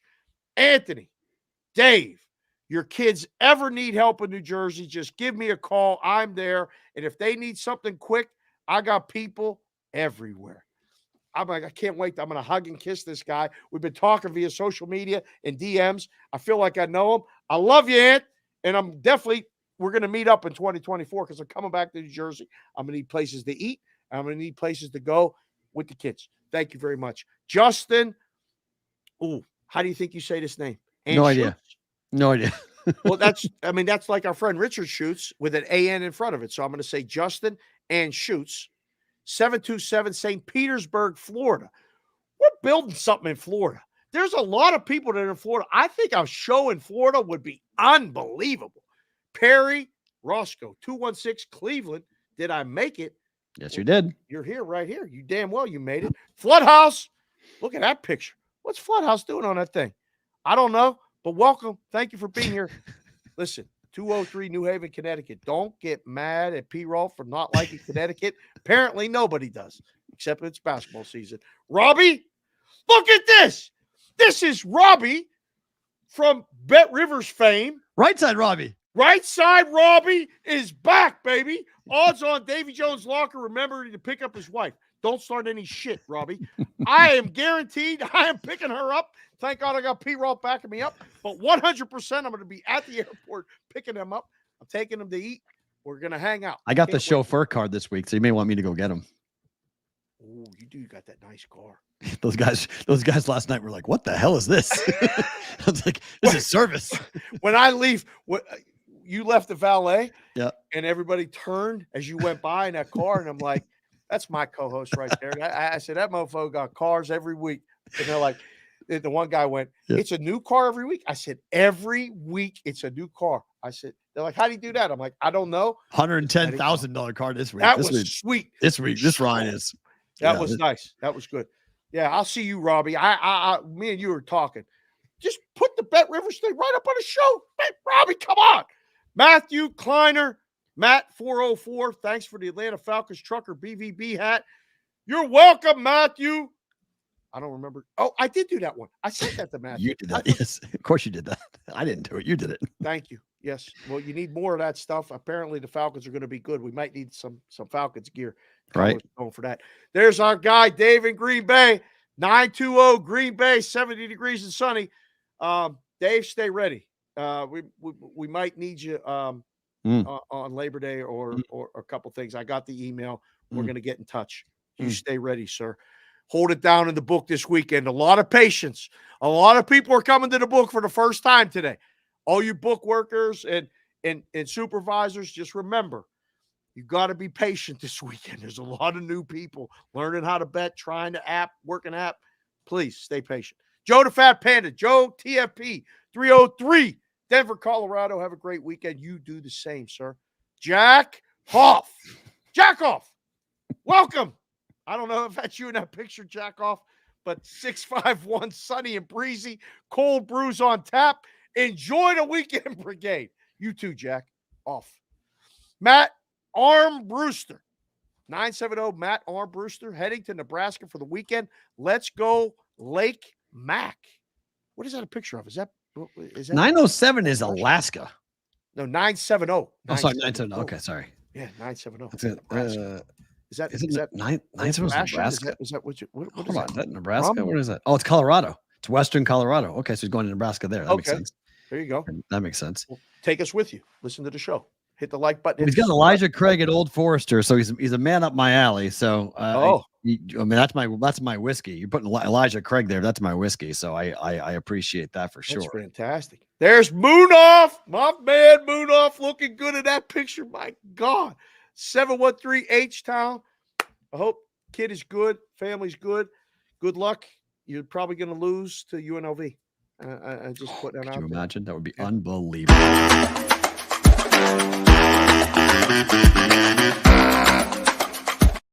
All right, we're rolling to better to book it time. Buckle up. We got a bunch of them to throw at you here today. We're going to start with the games that will take place tonight. I'm taking Western Michigan plus 24 tonight on the road against Michigan State. This has to be a play. I can't believe this number's that high. I would agree. This is just like last night where North Dakota State, it was their Super Bowl to play Colorado. This is every kid at Western Michigan. You play a team in the Big Ten. You play an in-state team. Every kid grows up dreaming of playing for Michigan State. Hold on. I don't know about that. They probably dream about playing for Michigan. Same deal. Michigan, Ohio State, any Big Ten team. You see a Big Ten team and you're a MAC school, you see red. Like you're just pissed off because you wanted to go play for them. Let's go show them. Let's go whip their ass. Now they're going to lose the game, but I think Western Michigan's got a shot here with Wisconsin. I think they have a shot to go there and not upset Wisconsin, but I'm not jumping up and down that they're going to cover 24 points. I think they win, but I don't think they cover. Okay. The total's a little high. This could be one of those, 48-10 games where they do cover, though. Right? I mean, that's like when you see the total. Yeah, I don't know. I don't think Wisconsin scores that many points. I think this cover will be determined by what? How many points Wisconsin scores. If they score 31, most likely Western Michigan covers because they scored what, 10? 10, 14? 14 total. I don't even know what the team total 31-17 is fine. We cover. Okay. All right. We cover. TCU minus 8.5. It's down to 8. You can take it. I don't get it. I don't get the line move. I don't understand it. I think TCU's offense is going to score, and I don't think Stanford scores. Well, welcome back to football season, and welcome back to me taking the home dogs. This will be one of those ones as a book guy. I'm not turning my card in, and I'm not taking a road team on the first game of the season in a weird matchup. This has so many question marks. Give me the dog. I think Stanford is, this is a weird deal. I mean, Stanford is an ACC school. Like you gotta put that in your head. That is so weird. It's like, wait, what? Stanford's in the ACC. This is an ACC school playing it. They're not in the Big 12? No. TCU's in the Big 12. Right. This is a non-conference game. Going to do this multiple times. He's like, wait, what? What conference are they in? Yeah. I'm going to do that multiple times. I bought this to 14. It was 13.5 last night. I bought it up. I laid minus 124 juice to do it here in town. You got a good number. I know nothing about Florida Atlantic. Nothing. Tom Herman's their coach. That's all I need to know. Okay. Year 2 for Tom Herman. Massive amount of influx for NIL portal. Not too big of a difference in talent here. I think there could be. Yeah. I mean, there could be, but the physicality of Michigan State might be too much. But that's why they win the game. I think it's a tight game until Michigan State wins by 7 to 10 points. I think 14 is too heavy. I'll say book it, actually. I only because I don't know enough about Florida Atlantic. This may be the complete right side. Don't base any wagering information on my opinion on that game. Okay. Here we go with the weekend plays. Clemson plus 14.5. I could be really wrong about this. I think Georgia houses them. Nope. Disagree. All right. We'll see. Clemson's got a shot. I think Clemson could win the game outright.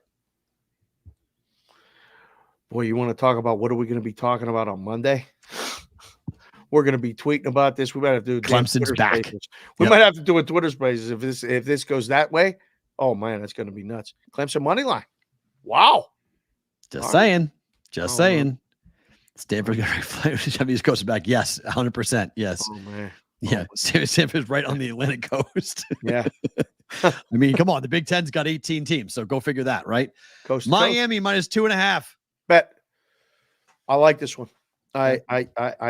I'm very interested to watch this one in that 12:30 time slot window.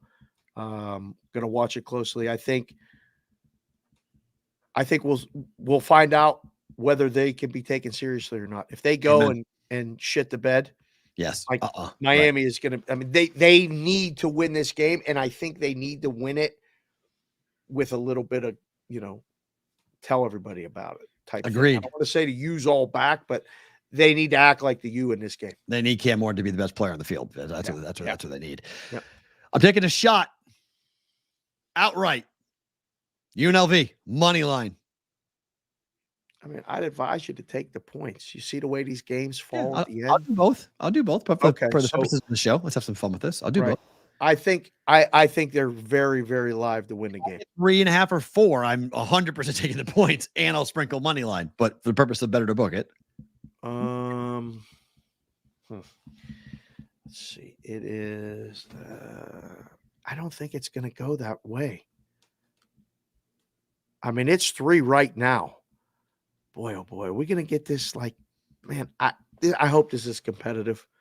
I don't want to see UNLV with all the hope and like the hype and stuff here. Yep. I don't want to see them go lose by 14. That would be no good. I don't think this is a blowout. I think this is a really good game. I think you're live. Okay. I'd rather you take the 3 though. Finally, I'm taking USC plus 4.5. Yeah.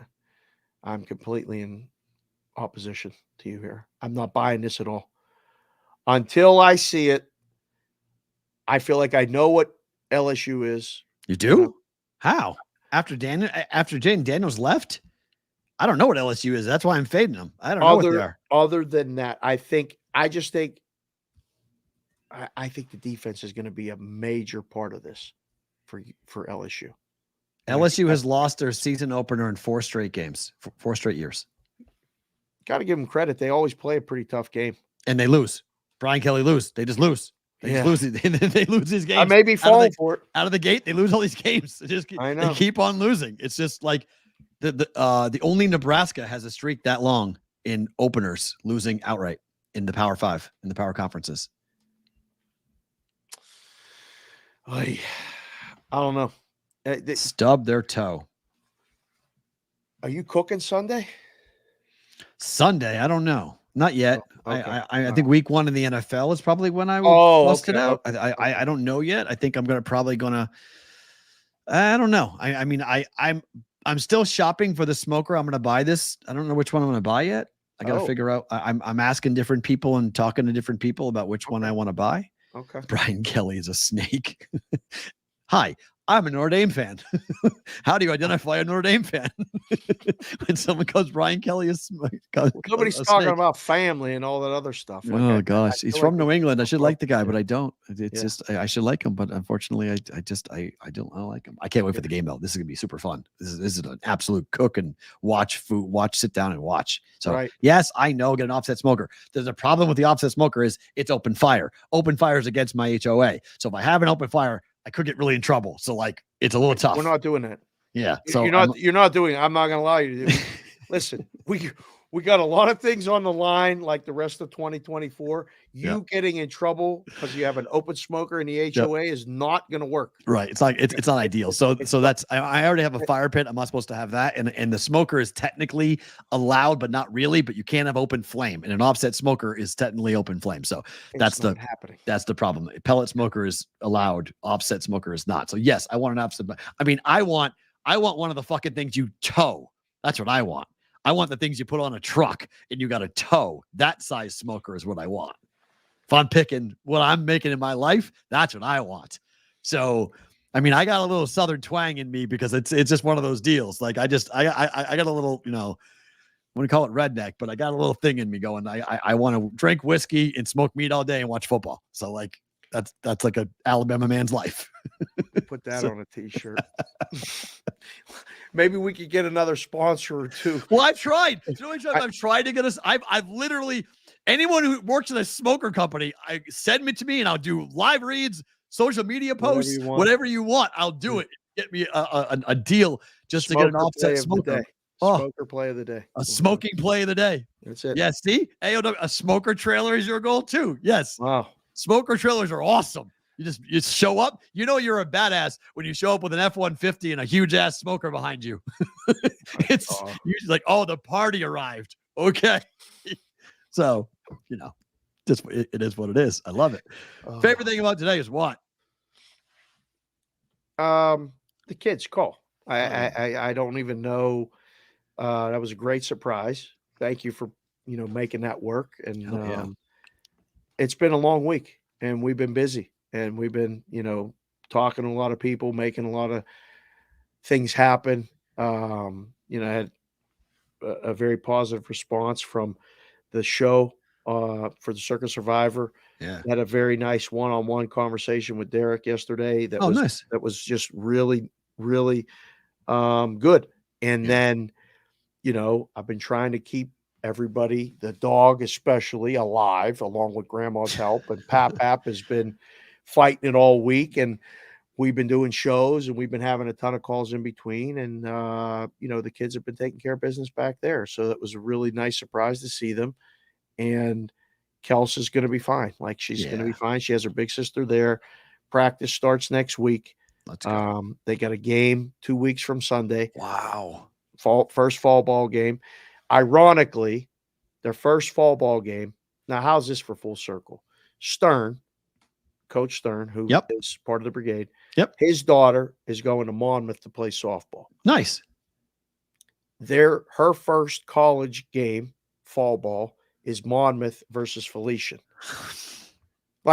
So these kids met and played together and all this stuff as kids. And now he texted me a couple days ago and said, "You're not going to believe this, but you should come on September 15th to see the first fall ball game because they're playing my kid. So I'm going to be at the game. He's going to be there." He said, "Come, we'll go watch a game and then we'll all go out to eat after." I'm like, this is unbelievable. So yeah, my favorite thing about today is that it is the official quote unquote end of summer, the start of football season, Labor Day weekend, all the above. I got 2 kids in college. You got one in elementary school along with me. And we get to talk about football, talk about smokers, talk about big heads, Chad and B. Howe. And so many things that just happened in the last 2 hours are my favorite thing about today. All of it. That was great. He has a grill that holds a 225-pound hog. We got to go see this football guy. We got to go Holy see shit. Football Guy 97. We'll go and have a smoker cookout thing. You can cook. We'll just bring the people. Thank you, Ian. I appreciate that. I think I would be remiss if I didn't talk about what I did this morning, because I think I like to think that we share some things on the show that may make, little people uncomfortable. And I'm not going to share why I did it, but I went and had a meeting with my daughter's guidance counselor at her school today. And asking for help is something we have talked about a lot, and just being a single dad in a lot of ways. I mean, I have my ex-wife who's her mom, and I've got my girlfriend, but for mostly I'm alone, and I'm alone with my kid. And kids go through a lot. My daughter's gone through a lot. She's gone through a divorce. She's gone through different situations, and ask for help, guys. I mean, I walked out of that meeting today after 45 minutes and I felt like I was empowered with tools that I did not ever think about. And it was just meeting the guidance counselor and her explaining, what was happening and what through her eyes, how she saw the situation and what I could do to better my kid's life. And I didn't feel like I went through a therapy session, but I felt like I had talked to somebody who was able to give me help to be a better dad, to be a better person for my kid. And I don't think I would have done that without the encouragement of people in my life that said, you got to ask for help now. Like, you got to a point where you need to figure out some things, because you can't do it by yourself all the time. And I think as guys, you say it all the time, but it's really true. We want to power through everything. And we want to just I can do it. I'm a guy, I can do it. But you got to ask for help sometimes when you hit a wall and you're at a crossroads essentially, and you got to pick which way to go. And I think raising my hand felt pretty good today, walking out of that school going, okay, my kid's going to be okay. I got some things I'm going to work on and feel like what can happen going forward. So just a reminder that there's no weakness in asking for help. There's no weakness in saying, I need some tools. I need someone to show me something, how to be a better whatever, father, husband, boyfriend, girlfriend, whatever it is. So everything about today is just the ability to ask for help and just Amen. Say hey, can I talk to somebody? So, I didn't know that. That's phenomenal. You work that's great. AWN. We didn't know that. That's great. Yeah. Awesome. Got to ask for it. And it's not easy to do it. I mean, it was humbling and having those conversations and explaining what was going on, and you're letting somebody, a stranger essentially, into your life and say, this is what's going on. And they're trained for it, but it's still a difficult experience to kind of open yourself up like that to somebody. So, did that today and felt really good coming out of there. And I can't wait to see my kid after school and hug her and have conversations with her about okay, here's what we're going to try to do going forward. So right. That'd be my favorite thing about today. Guys, have a phenomenal weekend. Remember, Monday, we're live. We're not taking the day off. Okay. You guys have a day off. It could be a really raucous show because you guys will be off. We'll be on. So looking forward to that. 11:30 Pacific time, 2:30 Eastern time, like normal, for a Labor Day version of BVB. And we got a special guest coming on that you guys know and will remember coming on Monday for BVB. Have an awesome weekend. Dave, Matt, back Monday for BVB.